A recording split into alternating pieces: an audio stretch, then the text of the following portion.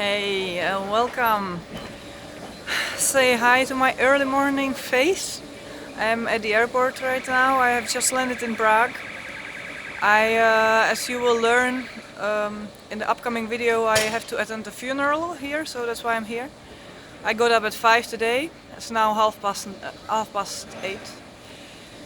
Anyway, I've edited the video of the full testimony about my darkness retreat, and I have decided to make this little introduction, disclaimers and warnings here before you start watching it.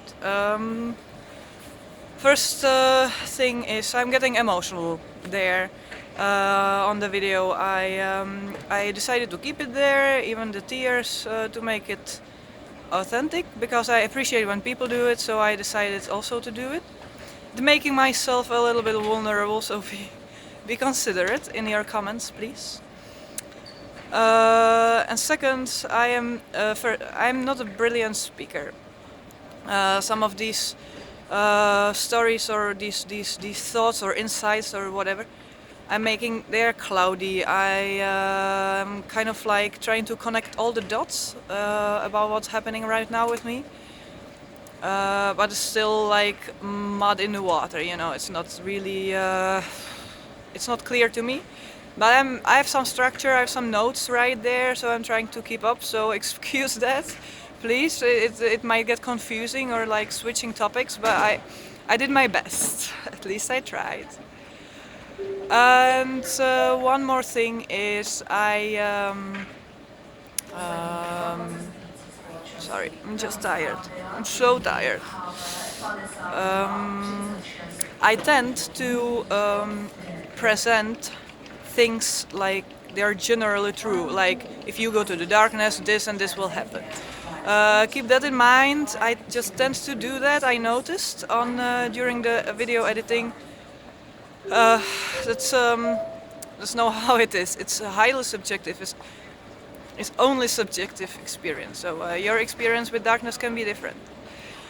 At this moment, I'm now at the day. It's been like 11 days since I've returned home. I feel like there's not much happening during the retreat. It's more like this deleting phase. You're deleting your old operational system. And right now I feel like I'm installing new Windows, new version. It's overwhelming. I'm downloading information from the source. I'm breaking my old patterns. Breaking the chains. Imagine that you have a really big chain, like this building construction, like steel chain. It's that powerful that it's been there for your entire life. This strong it is. And then you get the concrete scissor, this huge scissor for cutting concrete and cutting building construction. You get it, you have it in your hand, and you have the chance to cut the very powerful chain. But the problem is you have no electricity, you have no gas, you have no whatsoever, except from your own inner strength. So you have to lift the scissor. You have to put it in a position around the chain, and then you have to step on it or jump on it or just push on it with all your power to break free. And sorry, just I'm on a roller coaster. Shit, I never experienced this. And I have the scissors, I have the strength, but it's just sometimes putting me on. My hand is shaking. You see? It's sometimes putting me on exhaustment and so. If you hear the calling of the darkness, go for it. You will experience radical shifts inside of you and around you. And feel free to leave some questions and comments, loving comments, preferably, in the comment section. and I will do some Q&As, and I will do like months later update or so. I have to integrate it, and its integration phase is more than I've ever experienced after psychedelic states. I've been to psychedelic states, I felt elevated afterwards, and then it like kind of like got integrated and got less. The effect of the darkroom is like the exactly the opposite. I came back, I was like normal, and now I feel the radical shift and elevation is now starting, and the momentum is now kind of like revealing itself. I have to claim my baggage. My baggage is like the last one of the band. So stay with me. I'm happy to have you here and enjoy my testimonial video. And I will see you soon.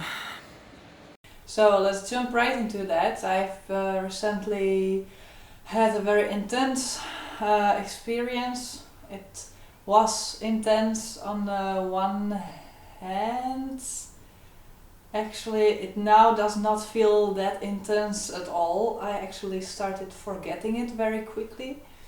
So I even scrolled through my messages, which I sent to my family members and friends right afterwards, to get some feelings, some memories back, because it now feels very foggy and sleepy, as if it was like 2 weeks of just sleeping, you know, that I've lost it somehow.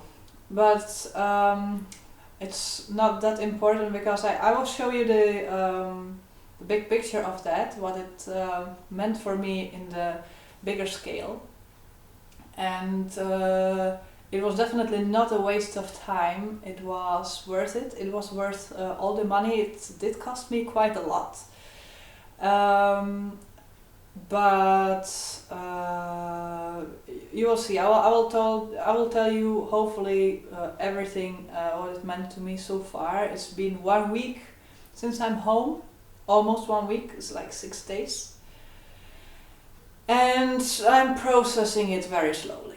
So we would start from the beginning. I have some notes here. I will just use it as a lame sheet of paper laying right next to me. Sorry for that. I'm not equipped for beautiful fancy YouTube videos. I'm using this as a tool to share things with you. I'm very happy with that I can arrange this quite easy setting.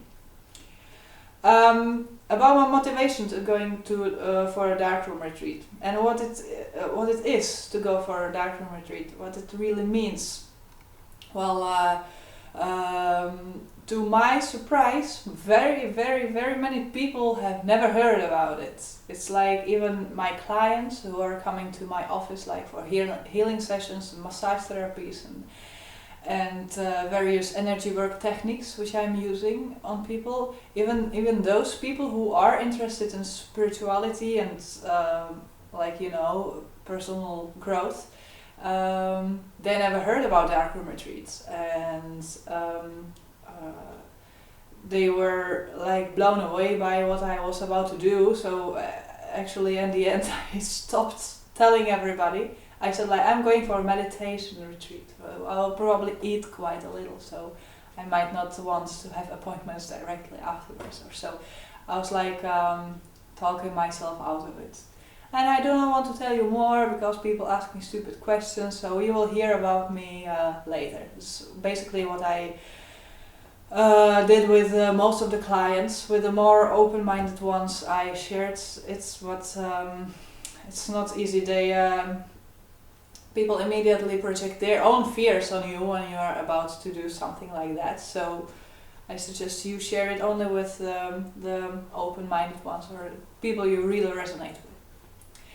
So what it is, it's like you're shut somewhere in a dark space. It can be like very cozy and Western, as I was. It was like entire apartment.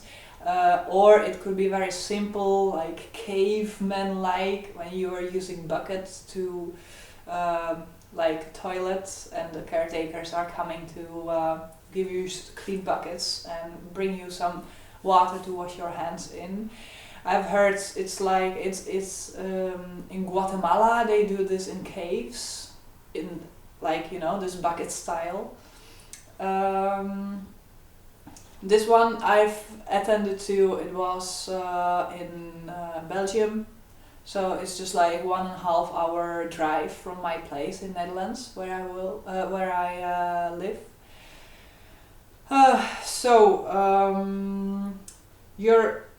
You're not locked there in case of emergency or so it's not locked that you would not be able to escape in any moment. You're most like it's like you should be also able to have the choice to exit it every time you want. That gives some kind of certainty. It gives the feeling like I don't have to be there, I may be here. I am allowed to be here and choosing for it. When somebody would lock you in, it feels more like prison, it gives a different sphere. So my door was not locked, it was indeed, if I would open it, all the light protecting isolation would fall off, so it would have to be reset and rearranged if I would like to return into that. But I didn't use that option. I stayed there the entire 2 weeks. It was long. Hell, it was long. Now it's like just 2 weeks of my life, backwards, if I look backwards. But poof, when you're there, I will get into this soon. So that's it, that's the darkroom retreat, 24/7. This one was my solo, there were no other people, just caretaker bringing me drinks, and after 7 days she started bringing me also food and drinks, and that's it. It was my apartment, my cozy bed, everything was just for myself. You can also do this in Thailand. I've heard Mantak Chia, this Tao master, he has this villas for like 30 persons or so. But these people, they like talk together. It's like, it's not very, it sounds just weird. There's something, what in my opinion prevents you from this ultimate introspection you want to do. In such a retreat, like you sleep with more people in the same space. There's some intimacy. You're probably witnessing of others, or maybe you engage yourself in intimacy with others in the dark. I don't know. It just feels kind of like too much like don't be afraid. There are others.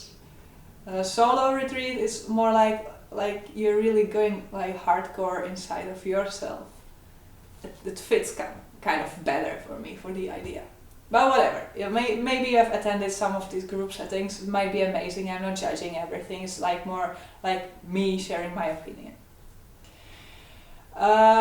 So about my motivation, what got me there? I was very curious about that. I'm a very curious person. I'm like constantly asking questions. I'm curious about what things mean, what synchronicities mean, what the universe is, what I mean for other people. That's actually a new question for myself.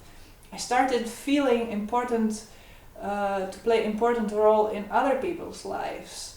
Even if it's like can be tiring, you are not the center of the universe sometimes. Not everything is just wrapped around you. It's like it's working for everybody else at the same time.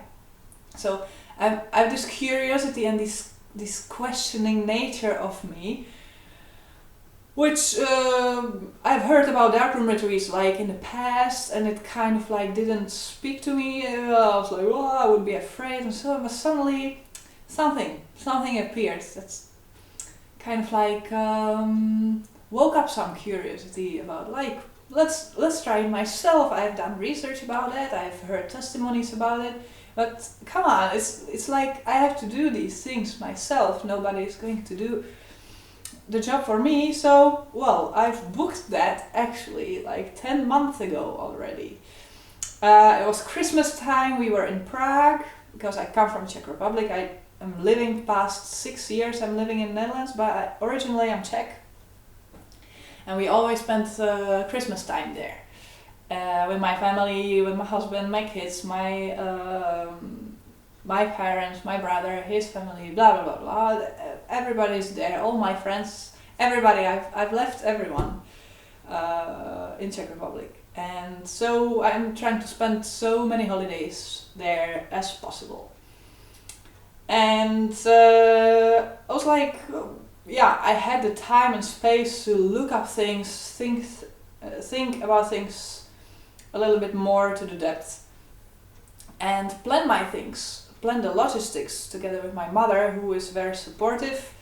Even if she's very fearful, she can also project on me, but I know whatever we agree on, I can count on it. And she's really like, her arms are open, her heart is open. And I can count on her in anything. And she was there. I was like, hey mom, I've contacted this caretaker, dark room, blah blah blah, Belgium, and she has actually time. It's around October, so could you help me maybe about logistics, kids? You would take one kid with you. It was probably my daughter, who is not mandatory at school yet. She could you take care about her or come over for these 2 weeks? To make this possible, I could not dump the entire household and 2 kids on my husband's shoulders just like this, because he just has to work. He's providing for us. Here we have mortgage, we are like, we have these material boundaries. We cannot just simply walk away from that. So it has to be arranged. But it was nice, it was arranged. My mother was like, for 2 weeks, okay. I was like, okay. You have said enough, mom, can you help me? And she did. She helped me, we have planned it. I got my mom to the Netherlands, she took my daughter, she took our daughter to Prague for these entire 2 weeks, for longer even. And so that my husband would have like significantly less work here, just with our son. And it was a long time project already, but it was still very abstract, it was still very distant for me. And all these months I was like thinking about, I'm going to the darkness in October. And suddenly it arrived, suddenly this fucking date arrived. Suddenly like the week before, I started having like these belly cramps, like, what have I done, what have I planned? I started being really, really afraid, but at the same time, the darkness was really like calling me. It was like, Katie, it's gonna be okay. You're gonna be okay. That feeling I had back in my mind, it's like the darkness was already like processing me, attracting me, like the octopus spreading the tentacles around me. It was intense time. The entire October was a very intense time.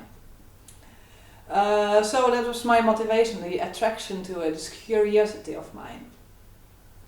Another point of motivation why I went to the darkness is I work as a healer, massage therapist, and energetic worker. I'm a body worker. Because I consider human body to be an amazing tool. It's simply a tool. It's a learning machine. You should not blame it for learning also the bad stuff, remembering the bad stuff. Like people walking around are all loaded with some stuck energies and stuck pain. They could not get rid of that, and they walk into my office, to my studio, they look me up, they find me easily, and I'm trying to help them. And they're lazy. People are lazy. They're so very lazy that even if they will have to crawl into my studio on all four because they cannot walk anymore by the pain. And you recommend them daily yoga, they might keep up for a first week, and later it just gets still less and less and less. And regularly I get people in my studio, like they first, one group of people, they admit, I'm not going to do that. I know myself, I'm not going to take, not even once a week, I'm not going to take yoga lessons. I better come to you every 2 weeks. I'm like, okay, no, fine. I'm in trap. It's a healer's trap. You're basically you're seen as someone who will fix their problems for them, and I have no strings. I have nothing to convince them otherwise. I've no like power how I can make them moving. Like they have to find the kinetic power to cause themselves a momentum. They have to find it within themselves. I can motivate them, blah blah blah, but I cannot do much more for them. So motivating my clients into doing this kind of crazy stuff does not have to be for 2 weeks by everybody, but just doing the introspection and functioning as an energetic being and taking good care of yourself, taking retreats. That was also one of my motivation. I was like, I just have to give the example. It's like this world is just so fucking twisted. So that was one of these things. Another motivation of mine, I have plenty of motivation why I went to the dark room. I want to listen to that because you will find yourself in that. I'm trying to do this as fast as possible, but try to follow me here. Spiritual world and people who are working with other people, like trying to help them out with various issues. It's just, in my opinion, so corrupt by laziness, by thinking that you have done it all, you have seen it all. It's like this the self-deceiving mechanism that actually convince you that you don't have to evolve anymore. Oof. It's like, but this laziness, it's like, I think there's a laziness and stagnation is like the plague of the spiritual community, and it's kind of like close-mindedness also that hangs together, because as you think that you have seen it all, you have done it all, so then you close your mind, you make it perfectly justified, everything works out, and you get lazy. Oh, why should I evolve any further? My principles work, they have always worked. That's even the ancient Chinese knew that my principles of this kind of yoga, they work. And I'm sometimes asking myself, how are these people in their private lives? You know, I know yoga teachers who never do yoga.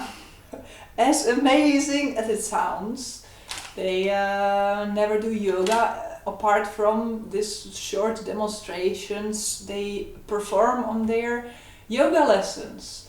I know dietitians who are overweight. Like, what the hell? I know 3 dietitians who are overweight. I know relationship coaches who themselves are in toxic relationships. I chose the wrong light. Sorry, that sounds just, it's beautiful sitting in the sun, but it might give just like disturbing quality to my amazing video who in different times has amazing quality. Sorry for that. Moving on, I know paranormal mediums who can connect to other people, like solve your relationship problems, because they are kind of like working on these chords and strings and energy flows between people. But they have zero connection with themselves. These people are in pain, they cannot read their own bodies, they are sexually completely blocked and cold. And they would never do yoga because it's like, it's just way too popular, it's like new age, whatever.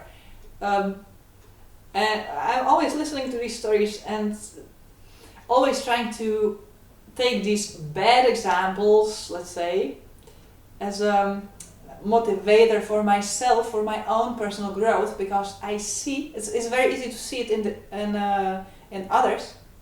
I see how stagnation could be destructive. You're supposed to be shapeshifter, you're supposed to be learning your entire life, you're supposed to be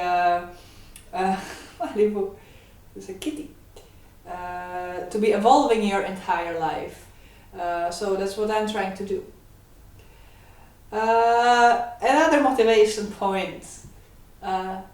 Anyhow, altering your perception, altering your state of mind, altering your consciousness, any procedure that can take you out of your normal perception is very attractive for me, and I think the people should do this more often. And I'm not talking about drugs here, I'm not talking about alcohol.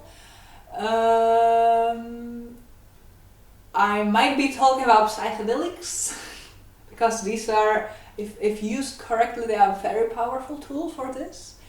But you can use altering your conceptual perception, you can do it in daily life. I've made some notes, like yoga, for example. You go inwards. With yoga, you are altering perception. Instead of going outwards, you're going inwards. You have to balance in the balance poses. You have to relax your body in the stretching poses, these deep stretches. You're just shifting the attention inwards. Or any other sports, that works also perfectly. Meditation, that's like, there's no argument against that. Dancing, listening to music, dancing, altering your perception into this present moment as long as the music is playing. There's ecstatic dancers, and so people are amazing, like they're altering their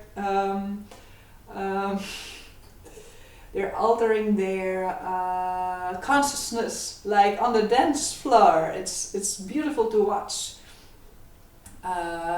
And it's very healthy for the mental state of your, and for your mental state and for quality of your daily life.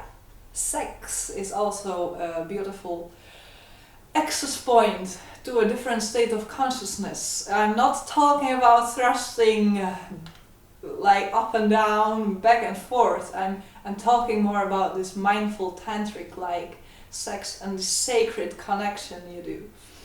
Breath work, bodywork treatments, any kind of bodywork, like these people, some of them, those who are not really grounded, like men are more grounded than women, but basically women are really like tripping under my hands. They're seeing spirals, colors, they are drifting on their subconsciousness.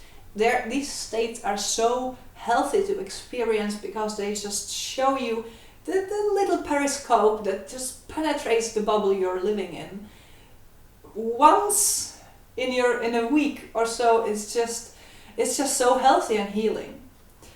And wellness procedures, sauna. You have a choice. You can just sit in the sauna and like, oh, it's just fucking so hot, and you just do not appreciate it. Or you sit in the sauna and you let the warmth melt you down, and you observe it, and you shift your attention to the warm parts of your body warming up and cooling down, and this kind of stuff. You do it mindfully, and you are at that present moment, and you are healing once again. And the dark room was for me also a part of the procedures where I can alter my perception, where I can alter my consciousness, to get into the different state, get into, to use my potential in this sense. On YouTube I've ever seen this like video, I think it was Mantak Chia, that you can produce your own DMT that's happening in the darkroom, and since then I was like, check, I'm in. If I can get high on my own supply, I'm completely curious about how that works and what it does to me. So, getting to know my body, another motivational point, like more than 20 minutes talking only about the motivation, but that's important. I hope you guys will move. I can give you some kinetic power to start moving into direction of spiritual work, whatever that is. As a body worker, I really it's like I'll talk about later in this video what I've done with my body. It's not that exciting as it sounds in the darkroom. And to learn more about it, about its mechanics and interconnection and its ultimate perfection. It's just, it keeps blowing my mind about how the body is perfect. And as a mother of 2 children, I now see how my body has become like creation of 2 new lives, if I can say it like that, or has become, I have become a part of their incarnation. Like that physical process had to be done in order for them to be able to limit themselves as humans to appear here. And I did not fucking appreciate that process. It's been revealing to me like recently, as I'm starting to appreciate this like retrospectively, like what was that for a amazing time actually. Well, news here is, guys, if you are asking yourself if I'm planning on getting number 3, is absolutely no. There's no way I would agree on that. I do everything I can to prevent that from happening. I've had enough, and it's busy here enough, and I think I have to focus on what I have. And to be thankful for what I have, and this mindset is very healthy, and it helps me a lot with feeling the fulfillment of what I've already reached. By the way, speaking about altering perception and consciousness, pregnancy, and especially birth giving, oh boy, I was rocking it twice. That these are altered states as no other. You can never fake it. You can definitely never fake it. You cannot take a magic pill that will fake it for you. It's just like few times in your life a woman gets to know her body as it performs the fucking magic of giving birth, getting into the labor, and afterwards a lactating period. So I've been to these states, and whoa, it's like, that's the magic happening. That's the magic manifesting itself, the existence manifesting itself in us.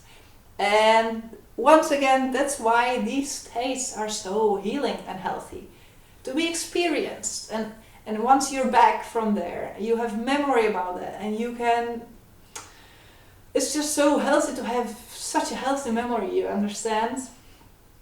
And, there is no memory in your life which doesn't leave a footprint. Everything leaves a footprint, either is positive or negative. And considering the bodywork, the body to be an amazing learning machine, it just keeps learning until the day it dies. Taking ultimate holidays and creating space in my head. Yes, that's basically what the darkroom is. That's, if you can summarize it in one sentence, it's ultimate holiday. It's like vacation with sensoric deprivation. It really gives your brain the break it needs. It deprives you so much, and it consumes you somehow so much that I don't have that much dioptries. I usually do not wear glasses at all, but I have like 0.75 on each eye, so I have like difficulties reading subtitles or so I wear glasses only for cinema or TV or whatever. I should wear them for driving, but it's not that dramatic, you know. But once I got out of there, I was like sharp. I had 0 dioptries. I like negative dioptries even, like I could see X-ray, I could see things through. It's like the perception was still fluctuating a lot. It was like I could X-ray things for a couple of hours only. it was a nice state afterwards, getting into the life, back to the light and so. And one last point here I have is cleaning or healing our feminine lineage. It's not that bad and dramatic in our feminine lineage, but I have a daughter and I feel that I carry something in my pelvis which is not mine. And my mom and grandmom, they've been sick in that area and surgically altered, and I'm like, this shit scares me a lot. I don't want this, and I also think it should not be there, considering your body to be perfect mechanism, and then you have to remove your parts because they get sick. There is something very, very wrong on a different level. But I didn't get much into that sexual healing or kundalini healing because I will tell you more about it as we go on. It's not that easy to do these things in darkroom. It sounds otherwise, because what else is there to do than just, do things with your body, but try to follow me here, stay with me. I will tell you more. One interesting theory is what one of my yoga teachers told me is in daily life in our Western societies and developed countries, as we call it, we never let go of the old until we have a replacement, which is, according to Eastern philosophies like this yogic, Hindu, Buddhism, you name it, is very toxic mindset. Let me tell you why. Most of us have experienced like relationships, work relationships where we do not want to let go until we have a new job, until we have a new relationship. These settings are so toxic. You do not throw away your old vacuum cleaner until you have a new one, because it still works a little bit. So imagine that you wouldn't buy the new one in time, and then you have to vacuum clean something, and imagine you have this awful evening without a vacuum cleaner, that you broke a glass or is laying on the floor. You cannot let your kids to play safely on the floor anymore because you just fucking threw away this old vacuum cleaner before having a new one. So that's the way we think. We do not dismiss toxic relationship before, like, we better stay there and look for another. And the same with works, the same with pretty much everything.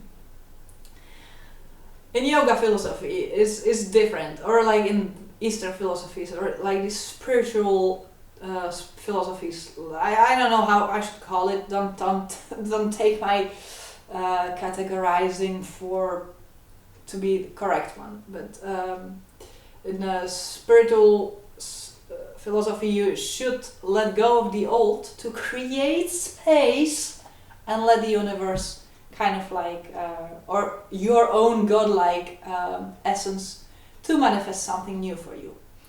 So that's basically what darkroom does, is creating space. It's by cutting yourself off of these distractions, even the visual distraction, hearing distraction, like the sensoric distractions. You create a huge amount of space. Even if I didn't shut down the monkey mind. I didn't shut it down. It was surprisingly difficult to shut it down. I did experience silent moments, like when I was doing breath work, when I was doing concentration work, when I was doing whatever yoga poses I was doing. But generally, I did not experience this week of silence. No, didn't. Which was surprising for me, a little bit disappointing, but I take things as they are, and it still was really beautiful experience. So, as I told you, I booked 10 months ago. I'm getting into it. We are getting to the darkroom slowly. It was in a city called Ghent. Gent. I believe English-speaking person would read it Gent. Belgians and Flemish dialect, they call it Gent. And Dutch people, they call it Gent, because they are granting the G. So in Gent, there's the only one, and it's a nice attic apartment. I had it all for myself, all darkened. It's like all like light was prevented from going in. There was this nice, very practical and handy mechanism of receiving food and returning dishes. It was very easy to use, everything was very intuitive, food was amazing. I was even regretting that I've chosen to fast the first week, because after I just could not fast any longer. It was way too overwhelming. I'll tell you more in a moment.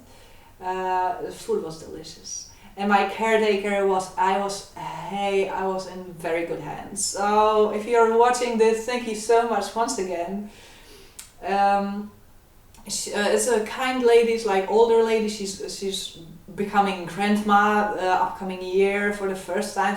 She's going through this exciting times of having adult children, and so she's very much caring. She's heart is open, arms are open, whatever you need, I'm always here. You would hear me bringing you food, you can ask me things, we can communicate. She does not recommend that you would do that, but imagine there is something, I'm always around.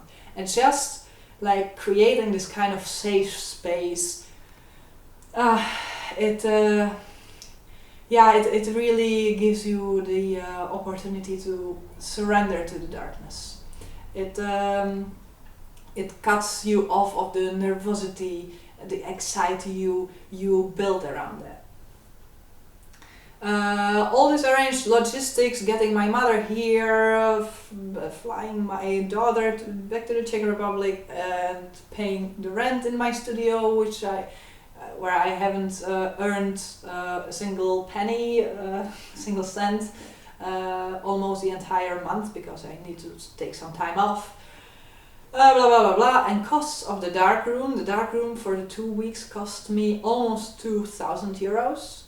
Plus all this logistics around it. I think the total costs of these 2 weeks of darkness came out on 3,000 euros. Totally worth it. And on a side note here, guys, if you would like to support me in my and other activities, I'm selling these paintings. I will give you a closer look as we go on. These are very significant and very important for me. I didn't want to sell them yet, but I think I can heal financially right now. I can use some help. So in case you would be interested, supporting me by buying my art is like perfect way. It takes me out of the obligation of, producing more content, of like informing you or so. You just bought my art, you have something, and that supports me a lot. They are very detailed, all of them are very detailed. At the end of this video you will hear 10 minutes about these 3 paintings or less. So in case you're interested in their stories, stay tuned, stay with me, try to follow me here a little bit longer. Weeks before the darkness, basically, in my opinion, the last days of the before the darkness retreat,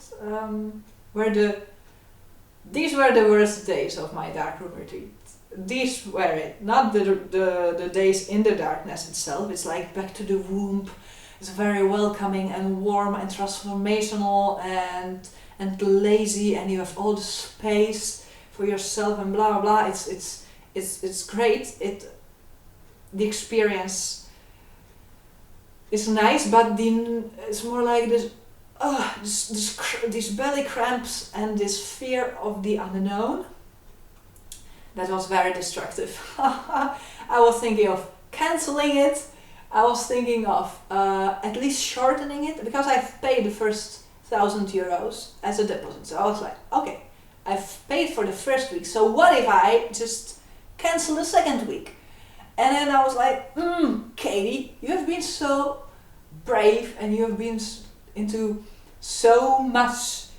You cannot just so easily give up. And then my ego, like this ego who did not want to look like a pussy in front of all the customers, clients of mine who knew it, and my family members who all have arranged this logistics regarding children and household, and my husband like cutting off his working hours to be able to arrange everything, blah blah blah blah blah blah. My ego just like summarized this for me and said like, Katie, you're staying, you're doing it. I was like, oh no. But now I'm very happy that I did it. I'm very proud of myself actually. So, yes. Ooh. It actually now starts working. It works. It seems to me that darkroom retreat works before and it works after. Mostly after. It does not really, it's not that amazing and mystical when you're there, but when you come back, crazy shit starts happening. And I'll get into this in my section for after the retreat. What was happening and what is happening actually in my private life. Don't be that pussy. I got mixed reactions of people, so I stopped talking about that. So I said like, it's meditation retreat and more I will tell you later.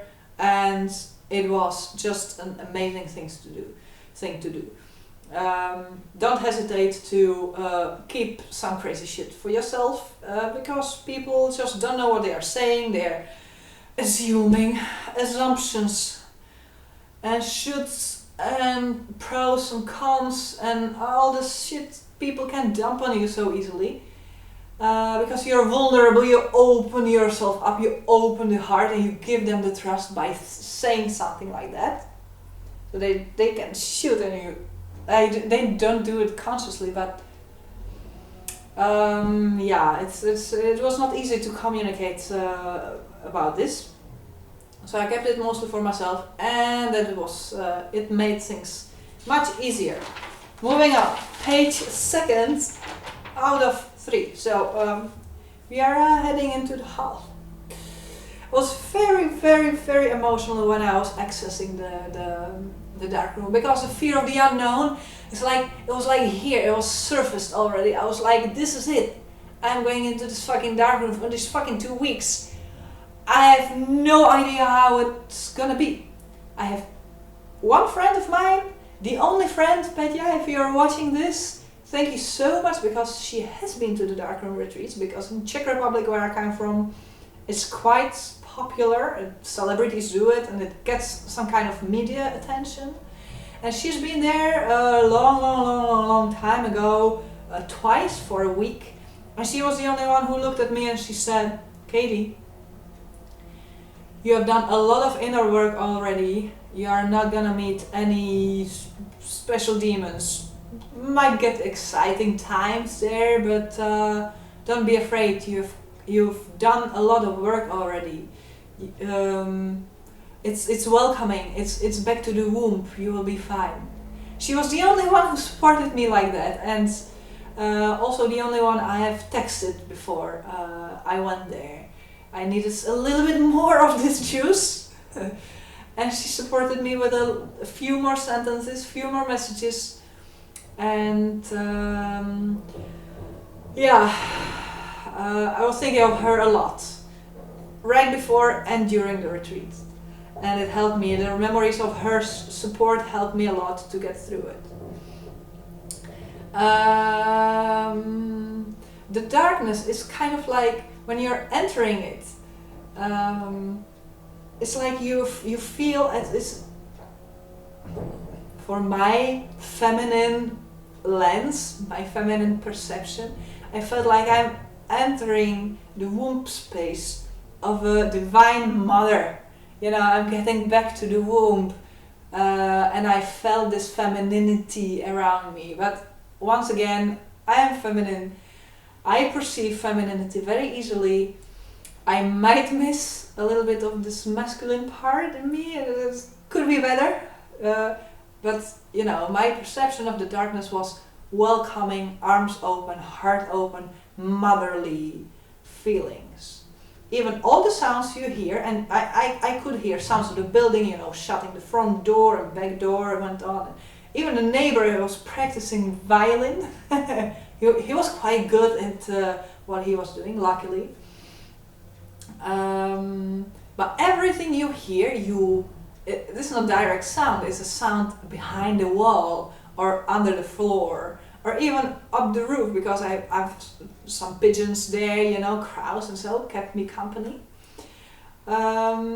So it gives real like womb-like feeling. It's like you're perceiving everything through a wall. That's how I would summarize it the best.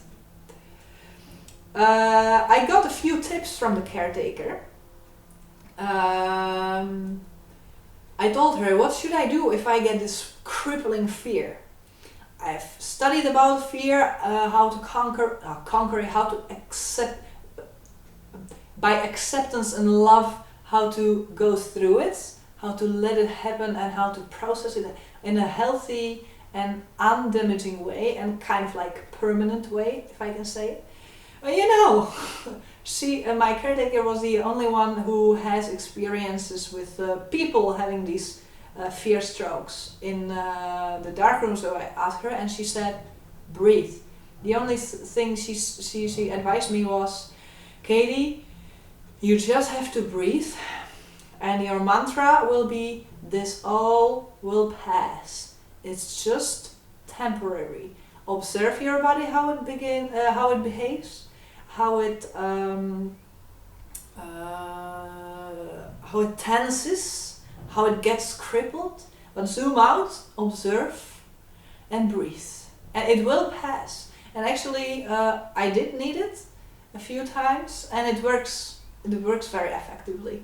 And I've used one more technique when I was there, and I will get into this very soon. For the crippling paranoia strokes I've experienced there. She also advised me, tip number 2, keep your eyes open when you're meditating. It's actually more difficult than you can imagine, than you can think. When it's dark around you, your physiological reaction is to close your eyes. And she said, let the darkness in. Your eyes are like access point for the darkness. Well, I was trying to do that the entire 2 weeks, but very often I've caught myself sitting there, laying there, whatever, doing there, with my eyes closed. It was just, it was just so automatic and sneaky, and it left me without choice. It's subconscious reaction, it's physiological reaction. You just have to stimulate yourself every time to keep looking into the darkness. And she also said, tip number 3 she gave me was, was like wisdom. She shared with me, she said, people get angry with me, with her as a caretaker, because it just takes too long and they are demanding. You get into this demanding and like very egocentrical state, very probably, where you would take all my care for granted and you will demand it to come more regularly, or to give you more tasteful food, or you will dislike something, you know, it will happen, probably. So I was very happy that I've heard this, that people get paranoid about her, like even that I had moments when I thought she would coming to harm me or so. Wow, it's like really like creating that much space in your head does not necessarily guarantee that you will use the space in a positive way. A little negative trigger can grow into a huge monster there, and it's interesting self-healing work when you're out there. So I felt very safe when the door went. She closed the door. She put light isolation in there, and she left the bulb shining above my head. And I saw candle lights, like this artificial candle lights there. And she said, like, you can have them here until tomorrow morning. It was Wednesday evening. On Thursday morning, I want to have them in this, on this plate, where I can take them out of the dark room. These artificial lights. You will not keep them here. But I already put them away to the door side. And I waited actually until she switches the light off in my dark room. And then it's like, this is it. And yeah, I went to sleep. It was late in the evening when my retreat started, and it was really great to have it planned like this. It was like you sleep, and you get up into the darkness. And that's how your retreat begins. You do not start in the morning, it kind of like doesn't fit. I did, before I fell asleep the first evening, I did some self-healing. Again, bodywork on my own body. I started noticing some time ago that my butt, my hips and my thighs can get very, very cold. As we know it as body workers, it means the older, the colder old parts of your body really carry stored old energies. And I touched these parts and like they started tensing. I was like, oh, breathing through it, doing this like self-healing session before I fell asleep. Yeah, but there's probably something that surfaced that night, the very first night, from what I have healed or moved into my body. Moved is better, it's more accurate. And I got into the nightmare. The very first night I was like, shit. It was, I don't know the first one, but it was this dream within the dream. The dream you get up from, but you're still sleeping, and it looks all so very real. And then the second dream, I found myself laying in bed, and I was a murderer. Someone really wanted to murder me. And the only exit point I have recognized at the dream, that it's still a dream, was that there was light. And I could remember myself like, hey, I am in the dark room, there should not be any light. And I started like making noise, like shouting in the dream, and that inner noise has woken me up in the middle of the night. I was sweating. Oh gosh, I was sweating. I was naked. The entire 2 weeks I was naked there. So I was like, the sheets were so clean, and the very first night I just sweated and make it smelly immediately. I was just kind of like joking about that, like kind of like Katie style, making everything sweaty and smelly. Yeah, so that was the very first night. It was like lucid dream, but not really. It was a weird lucid-ish dream. Lucid dream, probably. First 3 days, yeah, I was fasting. I started fasting on a Wednesday already. Like after lunch, I didn't eat anything. Then we went to the dark room. My husband dumped me there. And I started fasting. The morning after, I received only tea and some funny tasting drinks. Drink like, very savory, gingery tea. It was funny tasting. I had to laugh about that because my caretaker, she is a fan of ayahuasca, and in San Pedro, and I was like, oh, she has this sense of funny tasting drinks.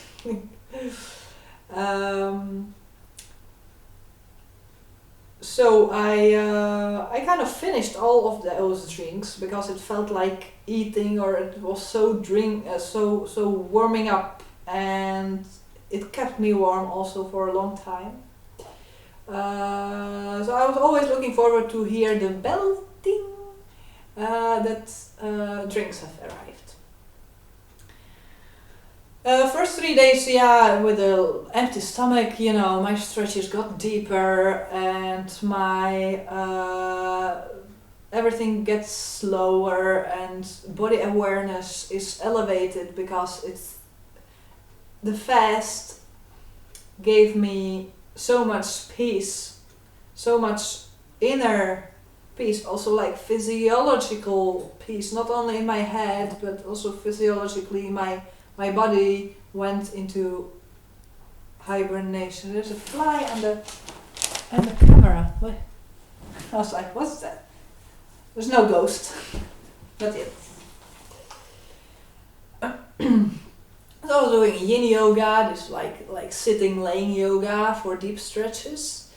I could not do any balancing yoga or like sun salutation. Like, forget it. I got very, very quickly, you get dizzy when you just do not wake up with the daylight. You start producing these different chemicals in your brain and like balancing poses, and so it does not even fit. Like, why would you do something so physically more difficult than just soft stretches? This yin yoga helped me a lot, and also the kundalini yoga. I was doing these dynamic movement with my spine. It was energizing, but I kept this rhythm only for first 3 days. After that, my body really started to be tired, very tired. But the darkroom itself is difficult for the body. It's my feet were sweating, my hands were constantly sweating. You're going into a kind of shocky setting. Suddenly it's everything different what you've been used to. Like more than 30 years I've been used to this day and light rhythm, day and night rhythm, and suddenly it's shock for the body. I think also production of different chemicals is shocking. It's energetically demanding. It's like you need some calories for that, and I didn't ingest these calories, so I felt this body is kind of like trying to get some resource, and the resource that I've discovered, as far as I've observed myself, was my own body. So I started consuming myself and fat cells, muscle mass. I started to weaken. Water molecules started breaking. It's like my legs, my tissue changed. Like the softness of it was different. The texture was different. I was very happy that I have some coconut oil with me, so I could moisturize my face, because it's like it got like as if I would be smoking a pack cigarettes per day. It really got dry. I was missing fats. I was missing nutritions. I was like, okay, this is a part of it. I never fasted for such a long time. My longest fast was 5 days with a horrible stomach bug. So it's kind of like I did not desire food the entire 5 days. And it was very healing, and it was also a nice experience. I like fasts. I fast during my periods, a half day or entire day. It's elevating, it's healing, it's giving a lot of peace to the body. And it's a pity and shame that people don't know that. I don't actually know anyone who would fast regularly. But yeah, day 4 approximately, I'm approximate here, not sure. Day 4 to day 6, I started to weaken that much that I stopped desiring doing even the yin yoga. I started laying down most of the time, sleeping. I was sleeping a lot again.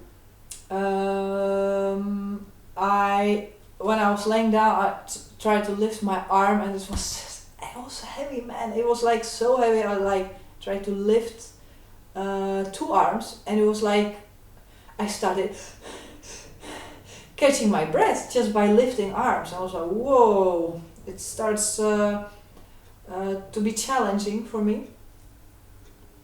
I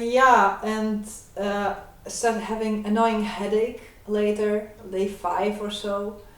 And I started to have this stroboscope lights. Every time I moved, the stroboscope appeared. It was like bit inside of my eyes. It was like lightening anything outside of me. It was like inner stroboscope like in my head. It's like I moved my arm, I started catching my breath, and I got this strobe. It was like, oh shit, and then my headache stroke in. I was like, ooh, Katie, just breathe, it will pass, I drank all of this tea. I was very happy with a lot of hydration. But on a certain point, I wrote a letter to my caretaker, like, could we start with food, please? I felt the urge of starting to regenerate. I thought actually I was on the day 12 when I ordered food, when I asked for food. To my surprise, it was day 7 only. I had crayons with me, these wax crayons. Just in case, as an artist, if I would want to do some random coloring or like guessing colors, I took them with me, with this box. I actually used them, but not for coloring, not for painting. I also had papers with me. But I used these crayons to count my caretaker visits with the tea. So I was counting it one hoop to the other hoop. I knew, okay, so I'm now probably on day 3 or so. What I didn't know, she says she's coming twice per day, but she was kind of like keeping an eye on me more. She was there 3 to 4 times per day, which made my accountings, of course, completely wrong. I had it all wrong all the time. So I thought like, oh, it's going pretty fast. And on the day 12, I can already ask for food to regenerate a little bit before I go to home. One interesting thing that happened was during this fasting, and that's very important to demonstrate to you how destructive it could be, how destructive the mind could be, or the paranoia could be. I was already very weak due to the fast. Because of the fast, I was very weakened. It was day 6, day 7, approximately. And my caretaker, I sometimes didn't pick up the tea because I was sleeping that much. And she didn't know that. So it was like, it was this kind of communication, like what should she do about that? Did I not pick up the tea because I didn't like the tea, or because I'm sleeping, or because I have had enough or so? So at a certain point, there was a misunderstanding and a huge trigger on me. She brought me this thermo bottles with just hot water and the tea bags next to it. I didn't feel the tea bags in the dark space, and then I was drinking only hot water first. I was like, why do I strange. Did I lose my taste buds, or is it just water? And then I didn't even smell any smell. Okay, so it's probably just water. Why is that? And then I went to the window and I looked and I found these tea bags. I was like, So, that's brilliant. And I was hysterically triggered, like a little child who, that's exactly what she warned me about. You will get triggered. Like a little child, you will recognize a demanding little child who just did not get a toy, so who just did not receive what I wanted. And there is nothing else. There's no distraction, and the sensory deprivation just really shifts you to the towards the inside. You get triggered so easily, and I made a monster out of this. I thought that she kind of like gives me a lesson. That when I did not pick up the tea the morning before, or the time before, that she's now teaching me that make your own tea, girl. If you do not appreciate me making you tea, she's now teaching me that I would do it myself. What? Yeah, I started having this chicken brain. What about the tea? And you see what I'm talking about? I'm talking about complete bullshit. About a thermo bottle with tea, with the hot water and a tea bag next to it, but I just created a monster out of it. So how she meant it, actually, she later told me what was the meaning of this. It was like, you didn't pick up the tea, so I was not able to kind of like read it if you have had enough of tea or like liquid. So I gave you the tea bags aside so that you can make a bit stronger tea in your cup. Not that you would screw open the tea bottle, burn yourself, because it's like you're very clumsy when you're in the darkness and dizzy, and it's like you should not manipulate with something which is hot or which is sharp, or like doing any kind of these stupid things. You have to act as if you're tripping, as if you're drunk. You should do simple things, simple tasks. So I didn't understand how she meant it, and she didn't understand how I would read it. So I wrote her a very angry letter, like, we didn't agree on me making my own tea. And I put it to this window. I closed the door, and she picked it up, and she picked it up, and she had this very tasty fresh juice made for me. And she gave it in, and she took the letter out, and she closed it. And she read later that actually I disagreed with the procedure of the tea being made, the tea being served. I didn't feel like a lady. I didn't feel taken care of. And she was like, oh, okay, so I'll prepare the tea for her next time. So she had to laugh about this, because she really knows this mechanics of people sitting in the dark room. There's nothing else than the caretaker bringing you tea. There's nothing else. Your body, yeah, but it's like still there. But your focus, and your mind is trying to catch itself on the stimulants from the outside, and the caretaker is the first and last connector to the outside world, and the only thing in the outside world. So it's very easy to get triggered there with your daily demands. And how I read it when she brought me the fresh juice was like, I felt this. It's a glass bottle. It's a glass bottle. So I have complained about the tea being made or not being made for me, and now I get this fucking bottle of water.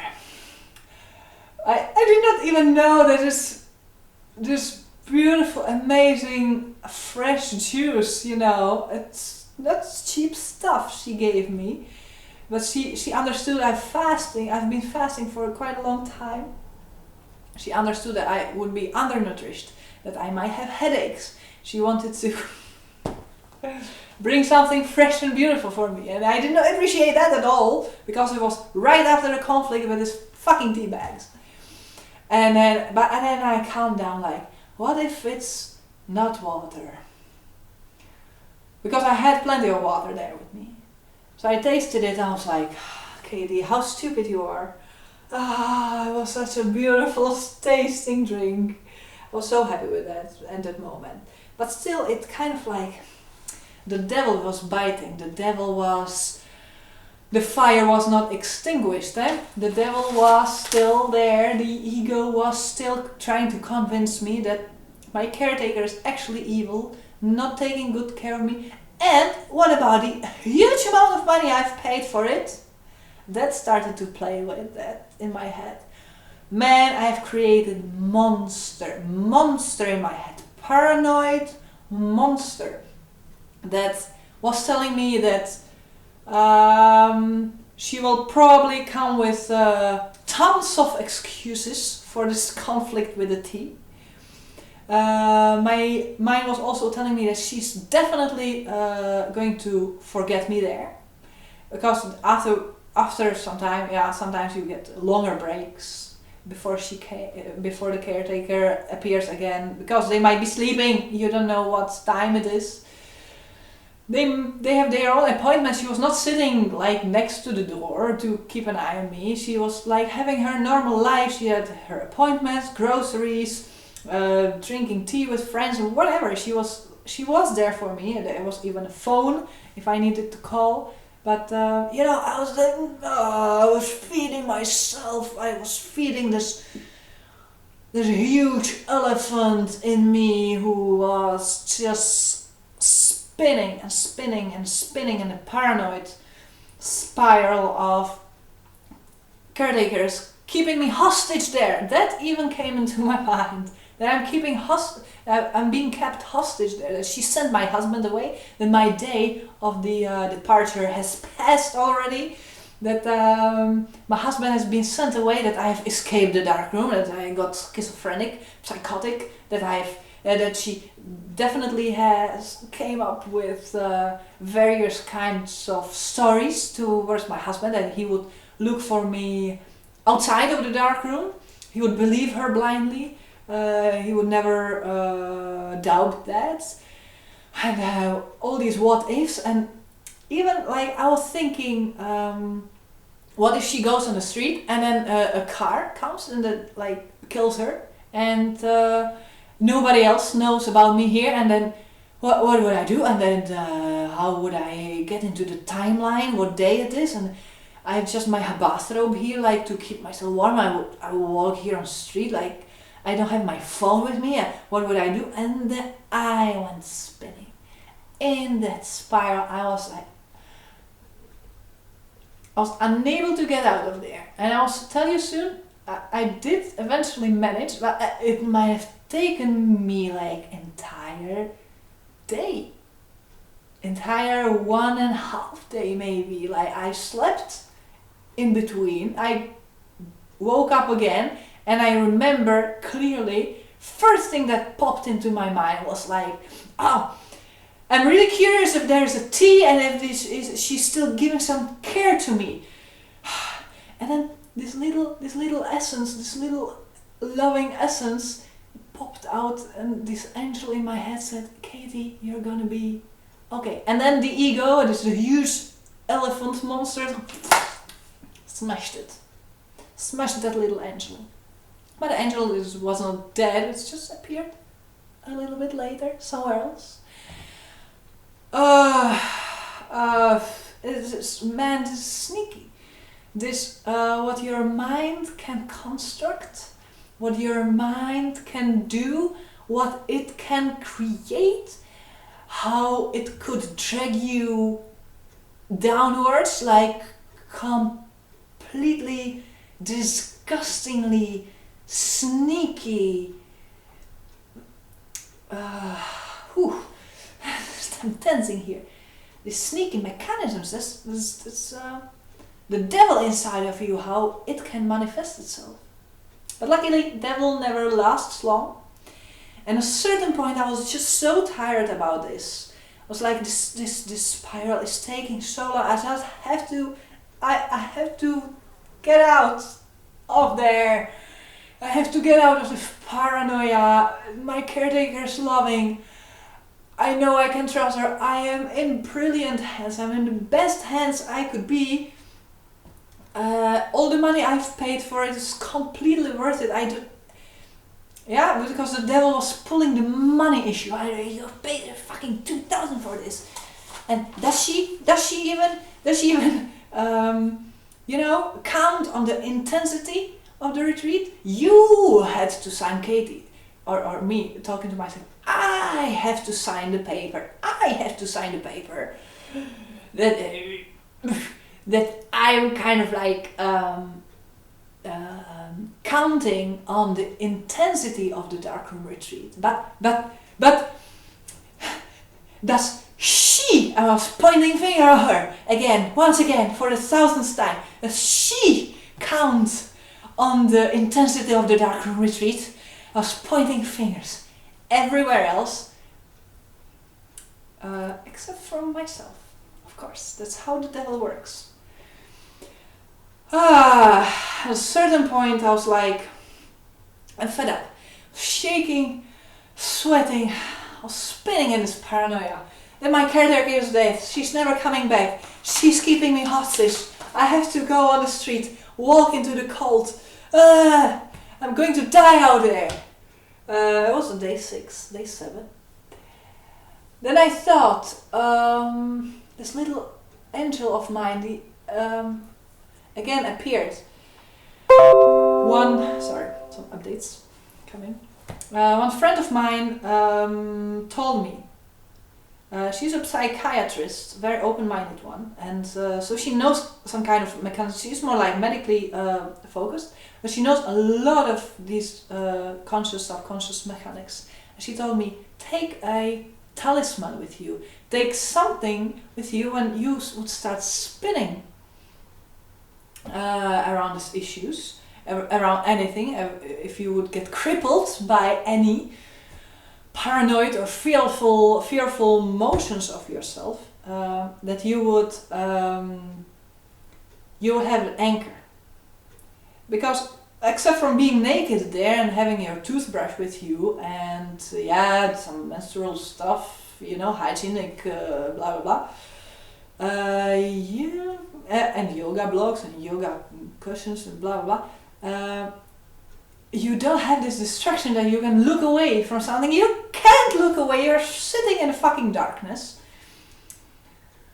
And that's the reason why you see here the entire time this little sheep sitting here with me.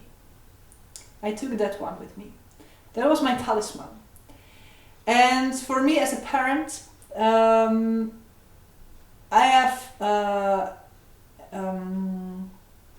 I discovered what the unconditional love is, what the love towards a child is.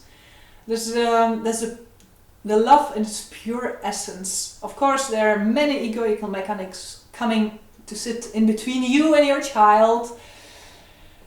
Many difficulties coming in between, but it's just all ego doing that. It's in its pure essence, and what especially women going through when they are giving unmedicated natural birth. That's why it's so important and sacred.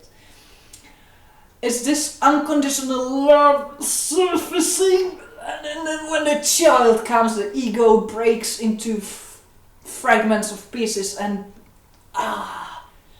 you get into the state of manifesting magic, pure magic, ego split, permanent ego death, which you never would recover. So I took this as a talisman, as a reminder of my children. My husband has to excuse me here because I believe that any relationship, like outside of this parenting relationship, is conditional. I love him because he is the way he is. So is it conditional or unconditional? I don't know. But love towards a child is very pure in its essence. And the sheep was laying there the entire time was laying in the bed with me. I kind of forgot that. I was this paranoid spiral together with in the darkness was so overwhelming that I kind of like, I even wanted to be paranoid, I wanted to be bad, I wanted to leave all the bad reviews about this fucking dark room. I wanted to discourage people from ever taking a retreat right there where I was. I wanted to do all this devilry stuff. I wanted it. That's probably why I didn't see the sheep. Well, once I got it, once I've been fed enough, it was like this 1.5, maybe 2 days with this paranoia. I don't know. I took it. I started breathing and I started the love already. The love, the purity, the essence with the memories of my children. Kind of like calming me down. And then I said, because it's my daughter's doll, I asked, what would you do, my little girl? What would you do when you would be in my place? You know, children are so pure, they are very often angry, and we have all of this shit. We have like laying in the middle of supermarket screaming because she just wants that fucking donut. We have been through that. So they are very emotional, but in their essence they are just so pure. And I asked, it's holding the sheep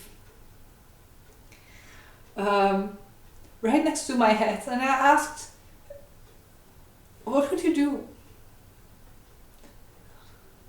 And I knew.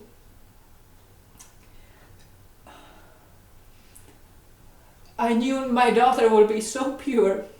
She would never, she might get emotional about getting this tea, just exactly the same as I was, but she would not be that egocentric. She would never, her favorite word nowadays is okay, or okay mom, good, it's great, or it's a beautiful day.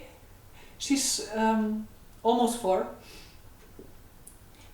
And when I was there and I saw her in my mind, and I imagined, or I kind of like did not really imagine, I know her already so well that it was just so clear for me that she would just wave her hand above it. And at the same time I felt this overwhelming love being generated in my heart and in my chest, like really like pumping. My heart started living again. Yeah, and it was gone. The entire I was crying just as well as I'm crying now, and much more. I was crying completely, a lot. The entire 1.5 day of paranoia was gone within a matter of 3 minutes. Just because I needed the anchor, I needed the positive trigger. And that smashed it all. It's like the paranoia didn't stand a chance. And since then, actually, I did not get into any spiral like this anymore. For the rest of my darkroom retreat, I stayed clear of this intense, horrible, egoic stuff. It's pretty amazing. It's mind-blowing. It's just need to catch my breath right here. So it's still working on me, you know. So shit is surfacing. So, recording once again. My camera has just stopped, and because my attention on the clock, actually I had to rush and pick up the kids. Afterwards, there was no space anymore to shoot any more videos. The day after, yesterday, schools were on strike, so kids were at home, or at least our son.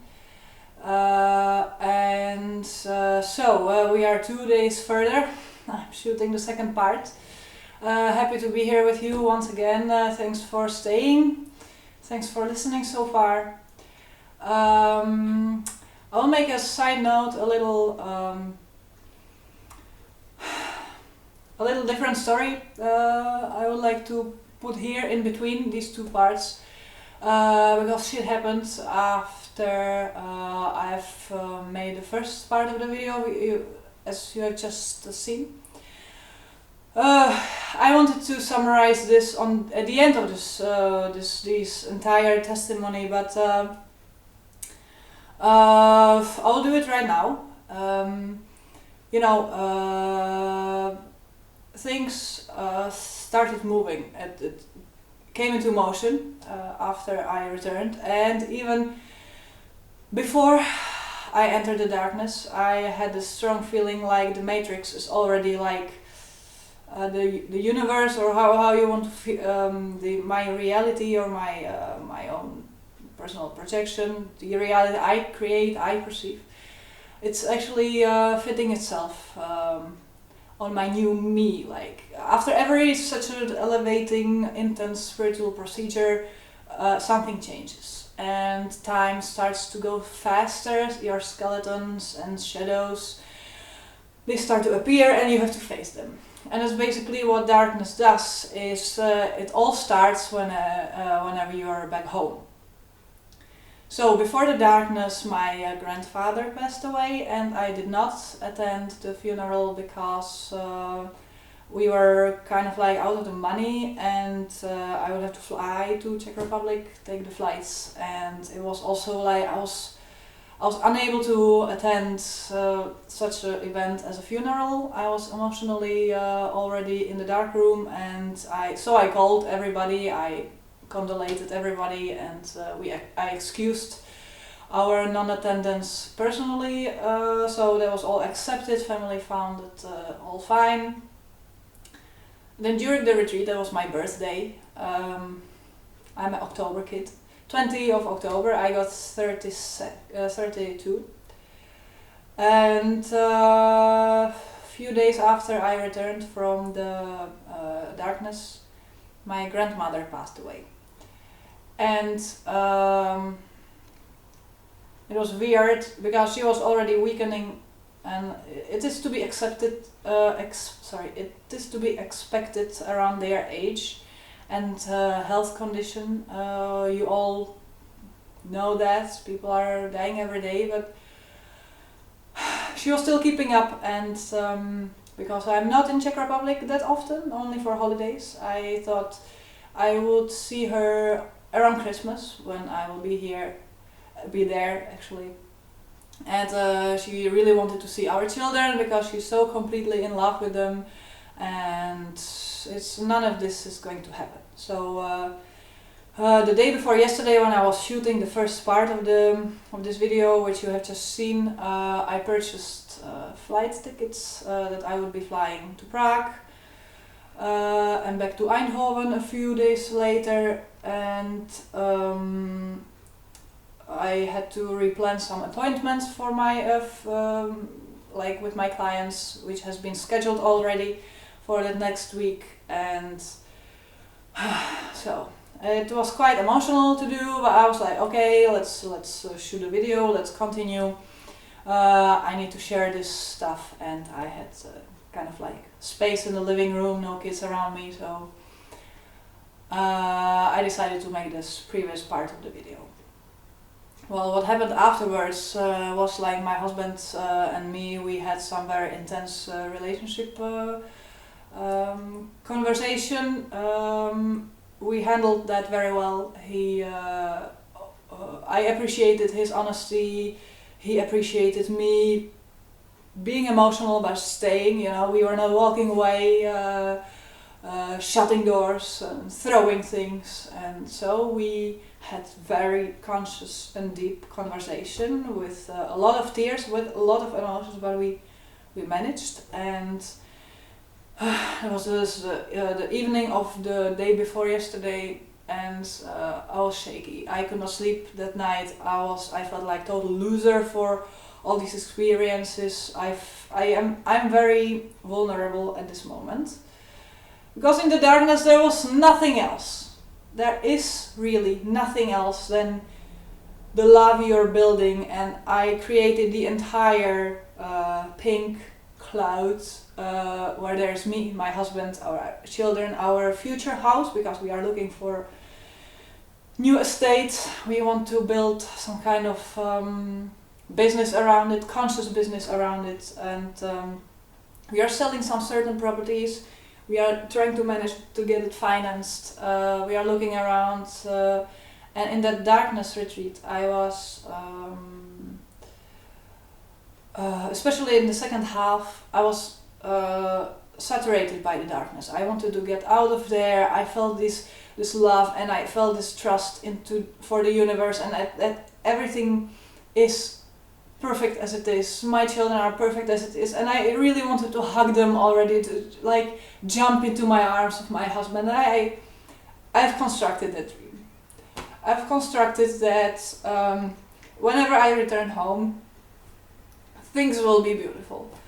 And I was kind of expecting it also, and I was expecting stability, because I have been just, as a friend of mine, the psychiatrist, she calls it, you have just been to the Mount Everest, Katie, and back. You have climbed the fucking mountain, and you just have to be very gentle with yourself. That's what I expected, and things turned out to be different. It's very personal, so it has no sense to tell you partial story, because I don't want to tell you the whole story, so you would not understand the context. Getting updates again in the computer. Sorry. The day before yesterday evening, yeah. Afterwards, yesterday, it was shaky day. Everything was grey, even if there was sunshine and colors outside, because it's October. It's beautiful. I was crying the entire day. I could not get out of the spiral. I tried to experience the emotions as they are. I was not blaming my husband for opening this issue. It was just a skeleton we could not ignore anymore. And there was a certain trigger which has been heavy for me to carry. But I was like still trying to point the responsibility in me, or like at least 50%. I didn't tell him not a single time like, it's you doing this to me. No, it's my emotions doing this to me. Yeah, man, it was difficult. I ended up yesterday, I went to see this friend of mine, psychiatrist. Luckily, not on the patient-doctor level, but like two friends. And she was there for me, and everything fell into place. She told me, come over around 5 p.m. I am finished with work, and she granted me the entire 3 hours of her time, which that's strong. That's when someone is just there is for you, is beautiful. So I told her the entire story, and she's so progressively thinking, such a fan of such spiritual procedures. She supported me, and she was really curious about the retreat, and she studied about it, and she knows other people who are doing it, and she's a real fan, and she really supports, even if she does not have the experience herself yet. She's non-judgmental, not fearful, not projecting anything. It's just pure friendship. So thanks for that if you're watching this once again. I owe you that one. And that conversation helped me a lot to settle down, to stop seeing myself as a loser, because yeah, I left here everything, and I decided to lose the control. over how I leave the house, how I leave the kids, and that was, everybody else agreed on that, but I was kind of like blaming myself for doing it because things got out of control. Oh, of course they got out of control because I chose for it, and I got the consequences right after that. I got them inside, like I got them on the plate. They surfaced. It was a very sensitive topic in our relationship, and it was right here. We could not ignore it anymore. I could not have it under the rug anymore. So this friend of mine, psychiatrist, she told me many interesting metaphors. She is very good at that, and she told me one thing. Which I have in my head. She told me, you always get as much as you can carry. You never get too much from the universe. You always get just as much as you can carry. So probably you're loaded now. I understand it's heavy, but you're stronger than you think, and you should appreciate that strength, because it all means that you can carry it. All this stuff with these funerals around me and how time is just speeding up and what is it doing to me and how it puts me on the emotional roller coaster and how I have constructed something in my head is it's just all natural and it's all good and it will all be good. It's just a little bump on the road. We ended up with my husband later when I returned from this appointment yesterday evening. We ended up because he's just also such a brilliant and conscious person. I'm just so grateful for his level of development. We ended up in this beautiful, intimate setting, which we really were missing a lot. We did not prioritize for a long time already, and this was the skeleton we had to face. This was something we have to rearrange in our relationship. Not that we would be called, but we are running family, we are running Airbnb, we are running my healing studio. He has full-time job. We have 2 kids. I'm not using this as an excuse, but things can get busy and they can get, how would I put this? They can get like confusing. You lose the structure, you lose your priorities. It becomes cloudy, a bit misty. We're pretty much, I think we are heroes.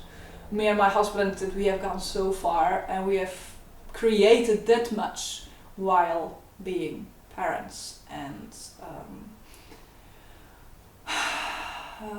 being in this busy life at the same time and taking good care of ourselves and each other was just something we took for granted. Yeah, and that's a plague of nowadays. People very often forget. But we are back on track, hopefully. I'm still in this huge emotional momentum, so you might see me crying. You might see me not laughing that much. Maybe I'm kind of colder than you have seen in this previous part of this video. But it's great. It's all will be fine. I'm just a little bit tired of this shitstorm. Speaking on the beginning of this video, I spoke about altering your perception, altering the state of consciousness, and how these states are healing. So let me close this personal issue of mine with saying any shitstorm, any argument, any emotional trigger you're getting through, we are getting through, every day is everyone getting through. It's altered consciousness. It's an altered state of consciousness. It's a little bit different state that provides you the opportunity to observe your emotions, to observe your body, how it cramps, how it contracts, what your guts are doing, if they also speed up. Sometimes we have this We have to run to the bathroom when we are stressed. It's also a healing state because you eventually get through it. Moving on with my notes. I believe I stopped around the day 7, how I stopped being able to move properly. When I got up, my blood pressure was just so low, I kept fainting. Every time getting up, I got a stroboscope and lungs and my heart, they both like stood in bed. I could not sit right up, so I kept laying down most of the time. So I asked for food, and food arrived. It was delicious. It was a vegetable soup, rice, a special kind of rice, this grain-like rice, when it's washed in a certain way that it's very easily digestible. My caretaker, she was just so brilliant. All this conflict with tea, it was just my bullshitting mind doing this. I was in very good hands. Very good hands. I really recommend that place. If that was not clear for what I have said, I do recommend that place, and I'm very happy to be able to share with you also the shadow parts of that.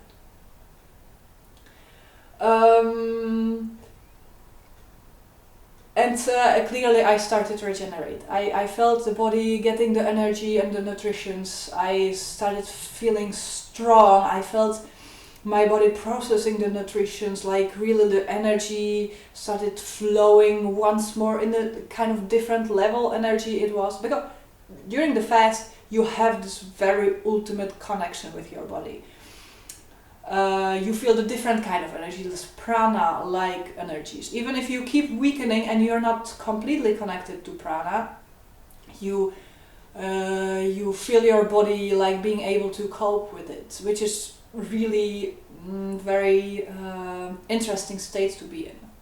But whenever I started eating, I started regenerating, and I started these regenerative processes to be present in my body, and it was a different kind of observation. So I was like, wow, it really this works, and how brilliant that is, and the pure intelligence of my body, what it does to me, and how it's interconnected and so. And I stopped thinking about food, because during this fasting period I present that as a fast, but don't think that I was not thinking about food. I was thinking about the food a lot. And I even constructed my birthday cake, which is which was my completely new and intuitive recipe, which I have constructed in my head. I've baked it in my head. I could taste it almost, you know. I was really like doing things with food in my head.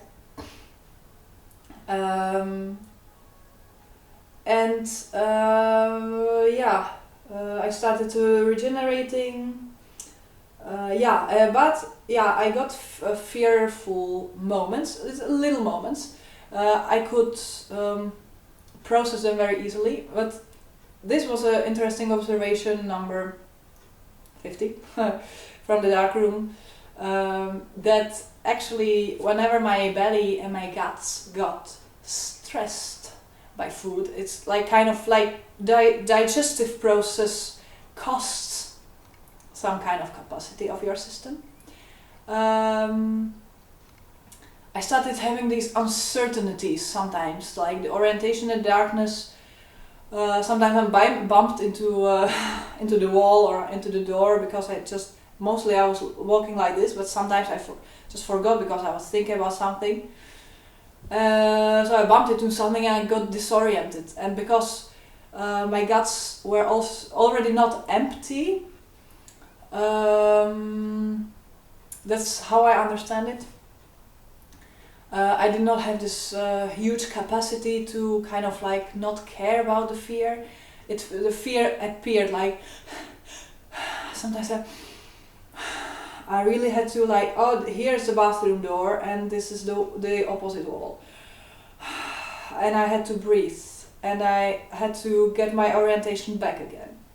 The longer you the longer you stay in the darkness, the more disorienting it can be, because you're still producing more and more of these nightly chemicals, this melatonin.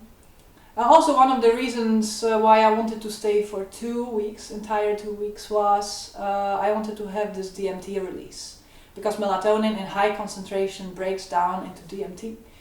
Well, spoiler here, I didn't have it. Not sure, I didn't have any DMT-like visuals as I know them from internet, how they should look. I saw some waves, I saw some like lights and some geometrical patterns, but I did not get any DMT like trippy state or whatever. My camera's just whining about, or the computer is whining about lack of space. I'm sorry. Keep stopping. I need to make some space here and there. So hopefully I will finish this quickly. Oh yeah, around day 10 it was very interesting what happened to me. I think it was night. I woke up with a panic attack. I think it was panic attack. It was like a huge manifestation of very intense emotions, like peaking fear, peaking panic, peaking euphoria, peaking orgasm, peaking love, all in once, and that created it woke me up before because it was happening. It's like it woke me up who it went through my body. But I was like, I think I was laying on my side. I was like scanning me down and up, down and up. I felt this wave of emotions, this mixed, full bodily emotions sweeping me up and down like someone with a broomstick like this. And then it was gone. It went down like 3 times up and down. And then it went down through my feet, and it felt me, it left me like with my heartbeat elevated. I was like, what the fuck just happened? But I fell asleep very soon afterwards. A few hours later, I woke up, and what surprised me was that my feet were hot. My feet were not just warm, my feet were hot. Normally I have cold feet, as most of the people, and this was just, during this energetic sweep that woke me up, I think I was just superconducting something towards the ground. There was an avalanche that just got loose and went a few times, and then it left me. That was very intense, and the warm feet were like warm for the entire half day afterwards. So the rest of the night and the half day afterwards was just so bizarrely fit. I was sitting there like, it's still hot.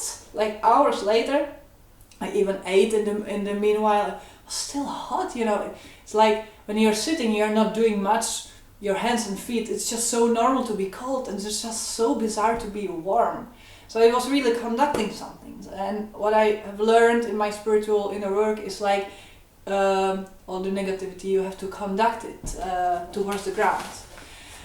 The following night 11 or so, I had the same, but much less intense, like 1/3 of it. It also woke me up at night. It also went up and down. It was the same emotions, like this mixed cloud of these intense opposite emotions. But it was much less intense, and it again kept my feet warm after I woke up a few hours later. But much less warm and much less intense. But the first experience was like, whoa, what just happened? So I think there was something going on, something what my body just decided to process in sleep. And if I return to yesterday morning, the morning I opened my eyes and started crying due to all these discussions we had at home, my feet were warm. And I have observed it for the first time, laying in bed and having these strong emotions hitting me right after I opened my eyes. Was tiring, but I noticed that my feet were warm. So I never noticed that. Maybe it's normal. Maybe it's normal that your feet are warm after you sleep after emotional shitstorm. I don't know. You tell me. Maybe you have experienced that. I haven't. I have never noticed that, at least. So, or maybe in the darkness has kind of like opened some kind of channel that my body is like getting rid of the emotional states or difficulties during the sleep, and it's going through the feet as it should go, and it leaves my feet warm. I don't know. It's interesting. This is really interesting. I keep observing it, making some assumptions around it. We'll see where this goes. I'm a fan of my feet again. So that was it. Yeah, day 12. It's already because I told you at the beginning of this video, or during the first part of this video, I was counting the visits of my caretaker with those crayons, and it didn't fit because my caretaker was there more often than what I have expected. I thought like this is getting too long. Come on, it's like my accountants or my countings of the days are wrong, obviously. Otherwise, I should have been home already. So it's getting too long, and my mind tried to get me out of there, and I was like saturated by it. You know, you're sitting in a sauna, and first you are this cold person sitting in a warm sauna, then you feel how the sauna is consuming you, and you keep warming up. And at a certain point you are like saturated. You just feel satisfied by the warmth. And you feel it's time to go out there and cool down again, or manifest things, or just like dry your hair and go home because you have had this elevating experience.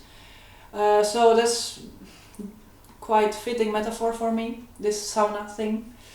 But yeah, I was like, on the other hand, like, Hayley, you should not have this toxic mindset of I have to be here. You should have this mindset of I am allowed to be here for a little longer. You know, I don't have to cook the dinner for my kids, but I may cook it because I have 2 healthy kids. I may cook it because I have a house with a cooker in it. You know, so trying to find appreciation in very subtle and small daily annoying things, like to have this mindset more like all the things you want to experience, can experience, the universe looking through your experiences as you're cutting veggies. There's a pure magic of existence, just like being able to experience it this way. So I tried to apply this mindset. It was very much helping me. And I also try to apply the mindset like the seed has to stay underground until the spring comes, or until the summer comes, or whenever its time comes. And it has to stay in the darkness. It's a great metaphor. Stay in the cold. I was not in the cold place, but you know, it has to keep hibernating until it comes its time. And I have chosen for the 2 weeks, and I wanted to finish it. So I was trying to like apply this healthy mindset. It was helping a lot. It's really, I recommend to remember these 2. The one about you may instead of must, and the other one with the seed before it pops out. Yeah, but the day 12, I really I wanted to get some clarity about how long I still have. So I heard the caretaker just brought the food and drinks, and I rushed to the box, like to the doorway, and darkness is humbling. It's very, very humbling, and I was dismal, and I didn't want to be bitching. I chose for the length of the darkness myself. I knew I was hibernating, see it underground, and it's difficult. Man, you cannot imagine how difficult that is to stand up, to find your strength, to do something so simple as asking the caretaker Just like, how long, how many days do I still have ahead? And she replied, ooh, it's very strong. Just hearing her voice, it was just so relieving. There is still world out there. There is she living out there. She didn't leave me. Not that I would be paranoid just before that, but it's just so heavy to do the step. That it's, I don't know why actually. Darkness is humbling. It's just so humbling. I don't have any other words for that. It was just this full body feeling of, do I really have to ask about this? Is there not another way how I should fully enjoy my retreat? And then I concluded, no, you will start enjoying your retreat whenever you know how long you still have. It gives you clarity, it gives you some certain vision, and you can go further with that. So that was the strength I found in myself, and I was kneeling there, and I asked her, and she replied, is it really so important for you to know? And I said, yes. And I started, the tears are coming out already, because I was releasing certain emotions of this uncertainty, of this kind of like confusion of how long it's gonna take, and so these emotions started surfacing whenever I expressed them. I expressed myself, I dared to ask, and these emotions started surfacing. And she said, tomorrow evening the curtains go open. And I knew it was morning because I learned a little bit of rhythm of the building. When I started eating, I knew it was 2 times per day. It started to be very regular. I've heard the building like living and sleeping, you know, so I was like sleeping together with the rest of the world. So I knew it was morning and that I have 4 meals ahead, 4 visits of my caretaker ahead of me until it's finished. And it kind of calmed me down, and I was very happy that I did it, otherwise I would be expecting it like maybe tonight or so. On the side note, I thanked her, thank you, I said, could you please tomorrow evening open the curtains as soon as the sun is down, as early as possible in the day? And she said, okay, it's good that I know it. She clearly understood that I have enough of it, and that my mind is trying to get me out of there, and that I really want to go out in the world to manifest things. So yeah, at this point, the last, let's say 4 days, the darkness has consumed me so much. I was in the state of ultimate boredom. It's like, it's this boredom, you have to experience that once for yourself. You are so bored that you are too bored to do anything about it. Anything. You're like out of motivation error. But I still try to have this healthy mindset about this is hibernation, ultimate time. I'm making space just for myself. It's just me being in the darkness, and it's all fine.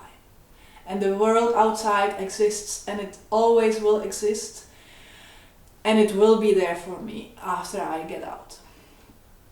But yeah, I expected a little bit more from the darkness. That was the trickery. I thought I will be lucid dreaming the entire time, or every night I will be lucid dreaming. I did not almost have dreams. I was like, especially during the first week of fasting, it was like switch off, switch on. And I didn't have dreams. There was just like nothing when I slept. When I started eating, I started regenerating, I had these nutritions. I started dreaming, but I was not lucid. It was not structured, it was confusing, it was like just normal dreaming. I thought I will have some like more this DMT states, these hallucinative states, altered consciousness states. I thought I will be able to astral project. I thought I will be able to do something about my sexuality, to masturbate, to do it completely conscious body sexual exploration. No, it's like there was, for this, especially for a woman, for this kind of intimacy, the darkness provides very little intimacy. Actually, it's not that it would scare you, but like your own. It's not your own bedroom. It's not. It's disorienting. You don't know where the objects are. It sounds that it's very intimate and it's you with your body there, but it's actually, for me, it was not. This was not working out at all. I did have some intimate time with myself, but it was just a few times. It was just the same as normally. There was no ascension, there was no super kundalini spike. Yeah, after that I just took all the time I needed to experience this after orgasmic time. But these energies, they even manifested themselves in my lips, like my lips were vibrating after I was finished. But that was pretty much it. Like, really, the darkness retreat for me, it was just sitting in the darkness. And I was there, I was present there. I was not out of my body, I was not traveling to different dimensions. I know that some people can do it, and did it, and has had written testimonies about that, and made videos about that, and made a lot of art about that, like traveling to fractals and dimensions and shit. None of that. I didn't have any of that. Maybe I missed the nutritions because of the fasting period of time. Maybe my mind was kind of like really going inwards. It was also this time of the year, October is really like going inwards time. But yeah, in that sense it was disappointing. But man, what's happening now in my life, that's overwhelming. So disappointing and overwhelming, and yeah, I don't know. Still a lot going on, a lot of mud in the water. It just needs to settle down and the water will clear up. I'm curious about what my life is going to do about like the rest of the year, but especially I'm expecting 2020 to be like, wow. I don't know why, but I know it's also this nice number, 2020, is like, says something about synchronicity and so I expect that to be very strong and intense time of the in my life. Well, we'll see. I'll keep you updated, hopefully. Ultimate boredom. Yeah, my mind was really trying to get me out of there. It's as I said, I try to have this healthy mindset instead of this toxic mindset, like, run away, Katie, it's been enough. No. Calm down. It's your ultimate time. And by the way, that was the ego, just on the side note, you pay these fucking 2,000 for it. So, once again, my ego played the positive role on keeping me there. It just sounds so weird now, retrospectively, but I'm happy that my ego did not leave me completely, because it was very important for me there. We talked a lot together.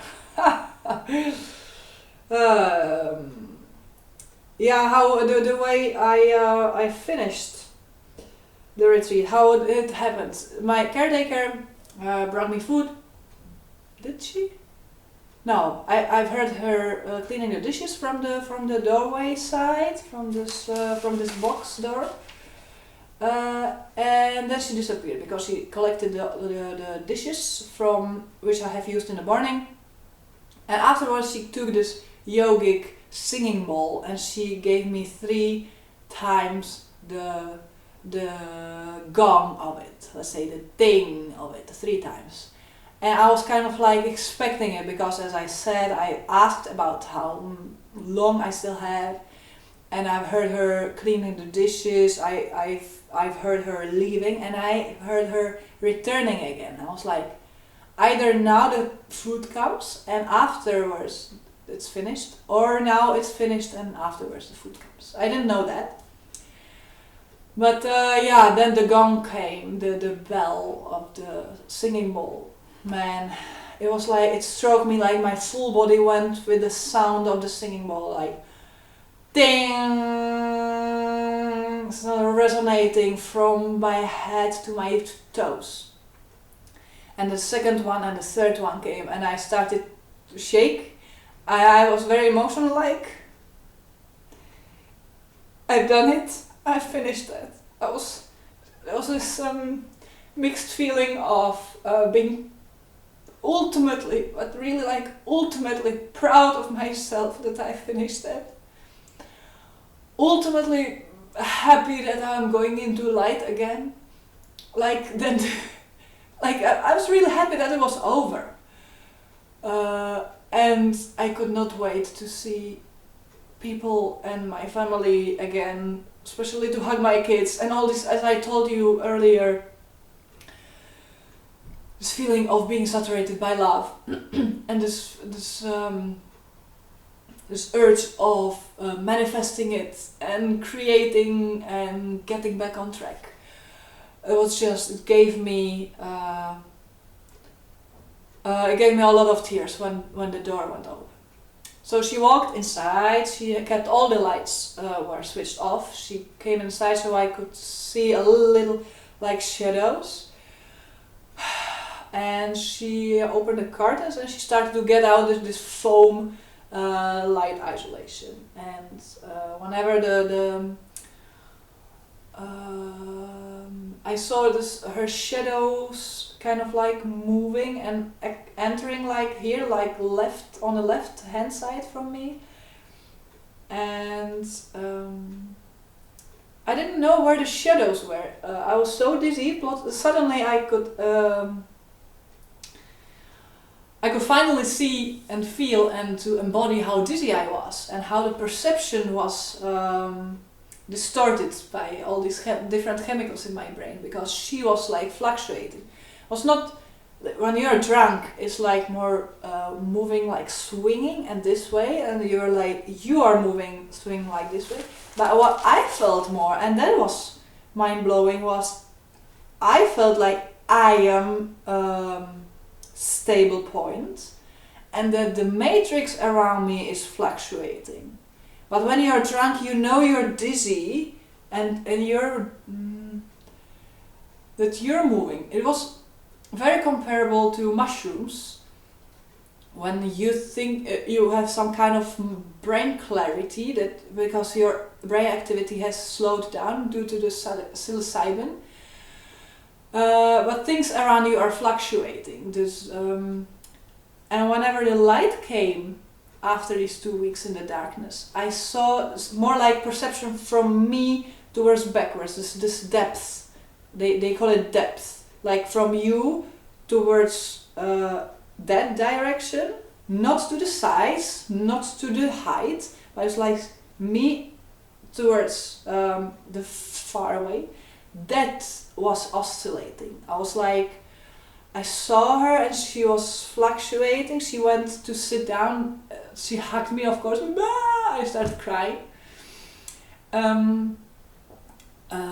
But I could not get the estimate how far she was from me. It was just very weird. Then she opened the curtains and she was getting out the foam isolation. So I got the natural evening light inside. And whenever the window started to appear, I was just sitting there observing it, and I also didn't know, and suddenly the window was left from me and it's far away, and suddenly it was just right in front of me, the window, the frame, let's say the square you're seeing or the rectangle you're seeing. So that was oscillating a lot. But once it was uncovered and she removed all these foams, and she removed it and she put it somewhere in the storage, so it got a little bit more structure, and she stopped moving in the way, and I had this focus on, this is the window and there's a tree behind it was just completely blown away by the existence of the window and me sitting in that attic apartment. And everything was so mind-blowing, pure and fascinating. I also could not estimate so soon I got used to the window, it got its shape back, and I was looking through it, and they were the trees, tops of the trees only I could see, because it was attic. And I could not get into a good perception of that. It was also kind of unclear, like, is it close to the window or is it far from the window? So I was observing that, it kept fluctuating. That was pretty much it. I was very emotional. Afterwards she brought me some food. We were eating together. She made some gluten-free spaghetti with some amazing homemade sauce. So for the first time I had this, fork rolling the spaghetti, and I said I had to do a difficult task after 2 weeks. It went well. It was delicious, and I was longing for food, because it was food. The week 2, when I started eating the food, was kind of like connection to memories, and it was the bridge back to the world, let's say. That is, when you're fasting, you don't have this bridge. It was very interesting to see you're more disconnected, you're more in the darkness. So you get more consumed. But when you start consuming food, then you get connected again. It brings you memories of the taste, smells. You imagine someone was cooking, or your caretaker was cooking it, preparing it with love, and so. I'm getting into the last section, and that is what happened afterwards. Afterwards, my muscles were weakened, so I had to take it very slowly with walking. My hips and my knees were just protesting. They were just really Katie, take it easy.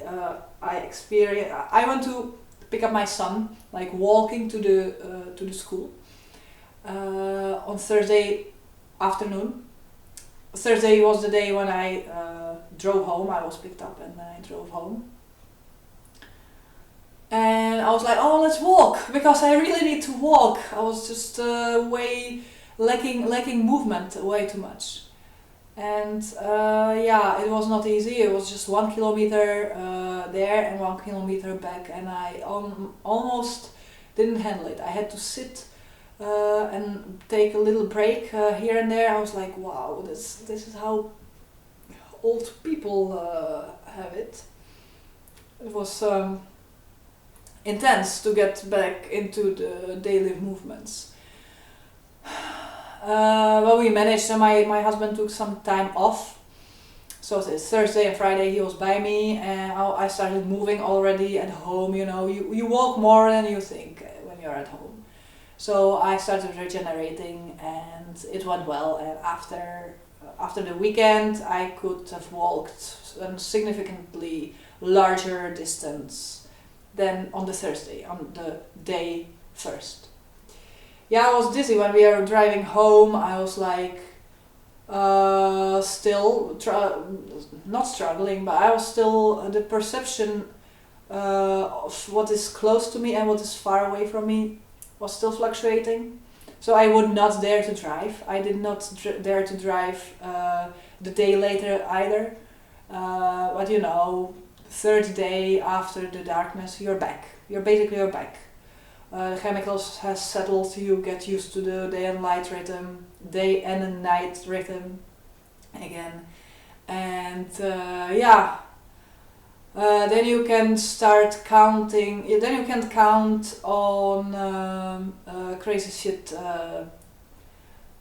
that starts happening in your life. You don't have to integrate darkness for yourself. You have to do it consciously. It's arranged for you. At least in my case it was. And all of the testimonies I've listened to, always there's something which really without compromises, without you getting any chance of having a word to be said about the issue. You just have to face things. As I told you earlier, things happened here. I here now. It was like mushrooms. Yeah, I was basically really. I felt also this energies like flowing in my body and this perceptual oscillations. Yeah, it really reminded me on very gentle but very long lasting. It's hours and hours and hours of it. It was basically in the entire Thursday my perception was altered and oscillating. It reminded me of magic mushrooms, how they behave, what they do to you. Also great state. I had deep inner peace, like I took the ultimate rest for my head. And that everything is as it should be, and that I deeply trust the universe. I did not know that around that time that what the universe was about to reveal for me. But I had built some more trust and less doubt in myself, in my godly me, in my own essence and my own existence. So I got triggered very easily. Whenever we arrived home, I had this chicken brain back again. No offense, chicken, but. One of the first things I got was like I was hungry because it was a long drive and we got stuck in traffic jams. One of the things I did was that I opened the fridge and there was loads and loads of rotting food I've arranged, and I did groceries with lots of stress just before leaving for the dark room. I did the groceries, I tried to arrange things, to leave things arranged behind, and I felt the instant trigger that it was not appreciated. And I was bitching about that shortly, but my husband kind of like understood. He stood silent, he scratched my back and he said he loves me. And I apologized for bitching and it was all fine. And I even could hear myself whining. I just had to let it go, And later that weekend I was whining about that laundry was not done the way I imagined that it would be done. But it was again some kind of like perceptual fail on me. Expectations, ladies. That's something we have. That's something we do. So I'm still trying to be more and more conscious about that. Just open-minded, and to dare to not to have things perfect, and to have this ultimate time for myself is very important. My husband also told me I understand your struggles much more and much better now. Your daily struggles, your daily duties, your daily rhythms. And he had only his son with him, and he did not have to run Airbnb, and he did not have to run healing studio. And he didn't cook much. There was basically pancakes. And I was trying to do gluten-free, healthy diet, and they switched into bread and pancakes because otherwise it would be just too stressful.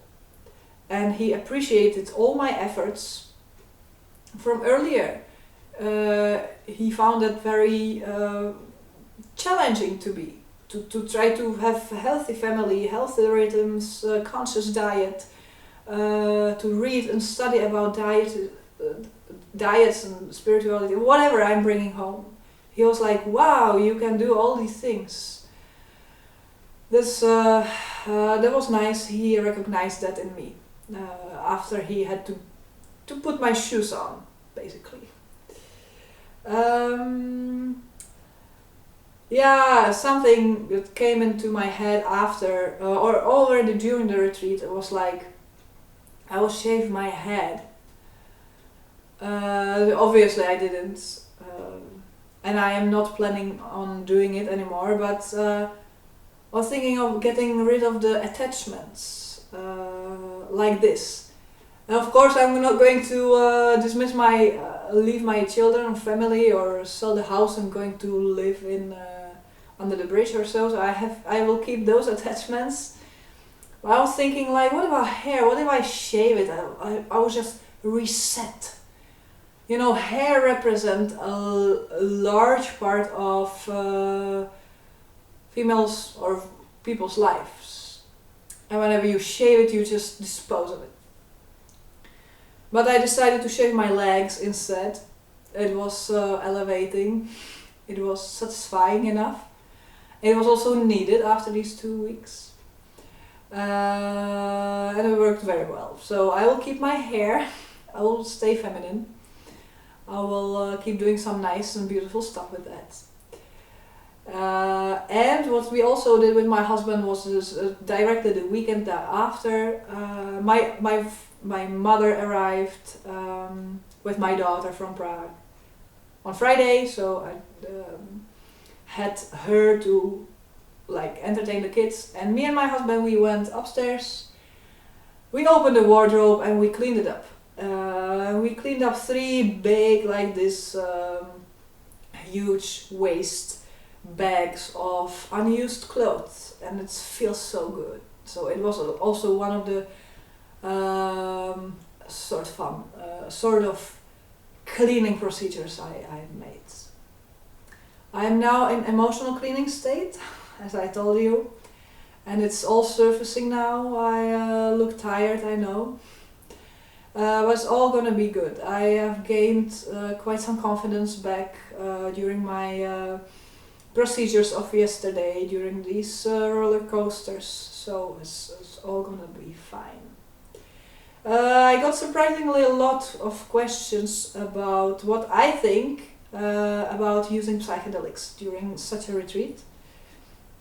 What I think about if I have used something during my retreat, and what I think about it.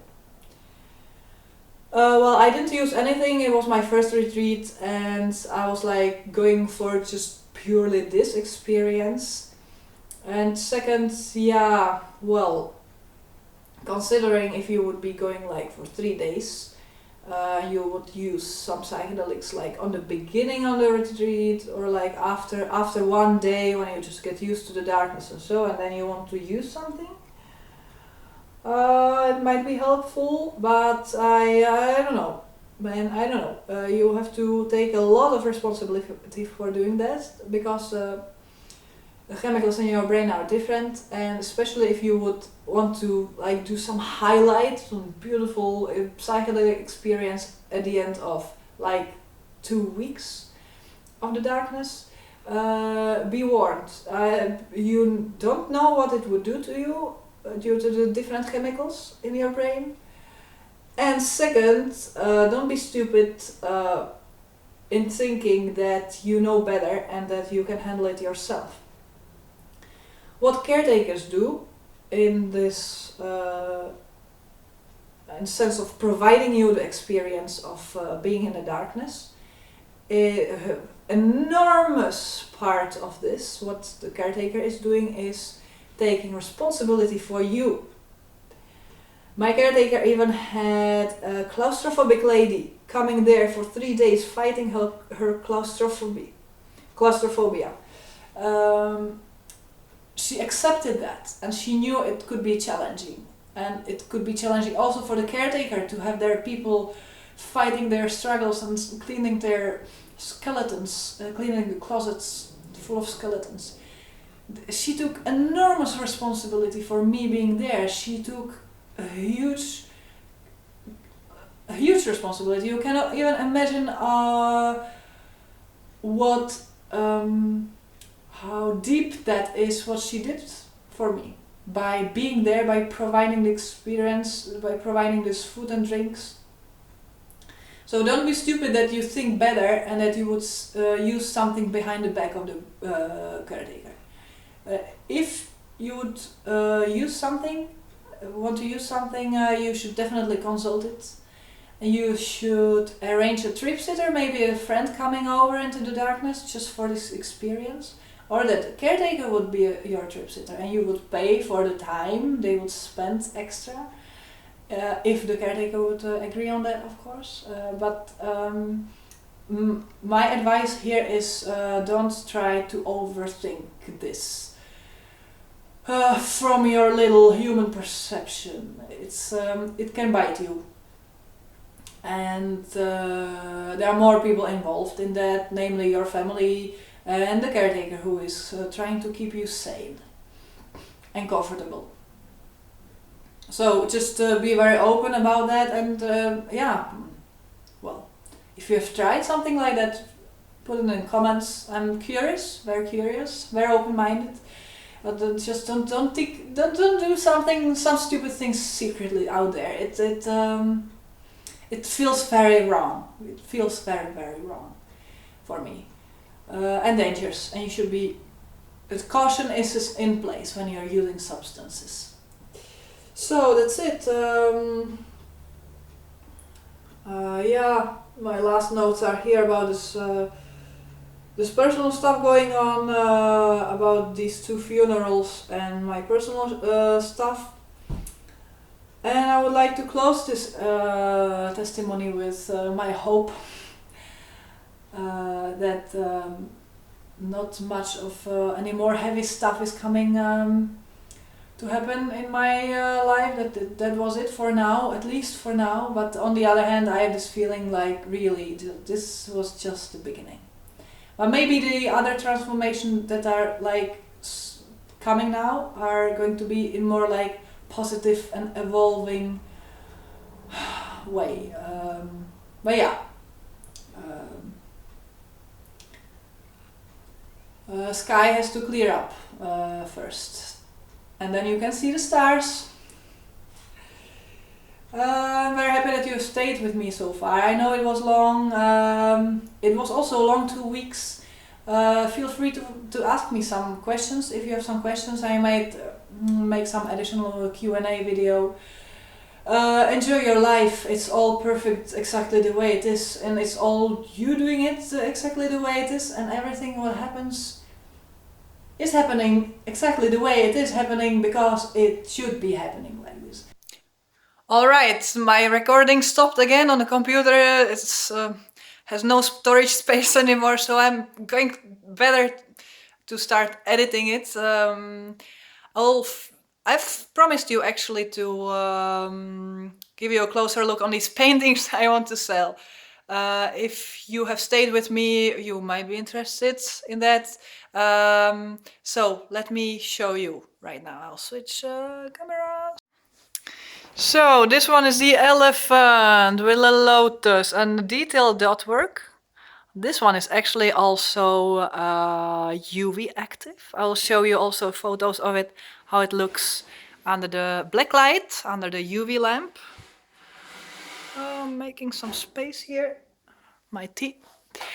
So look at this beautiful mandala and the dot work, and I try to put some shadow appearance here, so that actually the head came forward. You can see that also on the legs, like this white and black contrasting perspective I tried to point out. And it's all UV active, except from the edges and the dots and these shadows. It's just normal colors, but it's really this one is so beautiful, and really people are so happy with that. And my mother wanted it immediately to have it at home. I said, Mom, I will try to sell this one. So not yet. I might make another elephant for her, or another like this mandala style painting with something else for her. It does not have a frame yet, but it does have paint on the sides, so it actually can exist without a frame. And the story is, I just wanted to paint an elephant, and I like this kind of style, these kind of mandala-like elephants. And I like this lotus flower. And this lotus flower is just so small, and I liked it the way it came out, that I decided to paint this lotus flower. A huge one. This is 50 times 50 centimeters. This is Hinduistic lotus flower. You see the edges? It has a silver lining. And you know what? Every cloud has a silver lining. So, Katie, you are now going through personal shit, but it's just a cloud and it has a silver lining. So now it's funny that I see that now. I've painted it way before the darkroom, this one, somewhere September or so, August maybe. It is also detailed dot work. I very much like this middle part and these gradients. It's just I like this very much. Maybe you can see this. It's like when you see this metallic effect of the background. This is copper, and this there up here. Here has it also metallic effect. You see how it reflects light when it's moving. You'll see the prices in the description. So I just wanted to make a huge lotus flower, this kind of Hindu style, and yeah, I will miss that one. I hope that it will get in beautiful hands. And finally, this one is also UV active. We have a fly, go away, and another. Is it a bug? No, that is just a paint.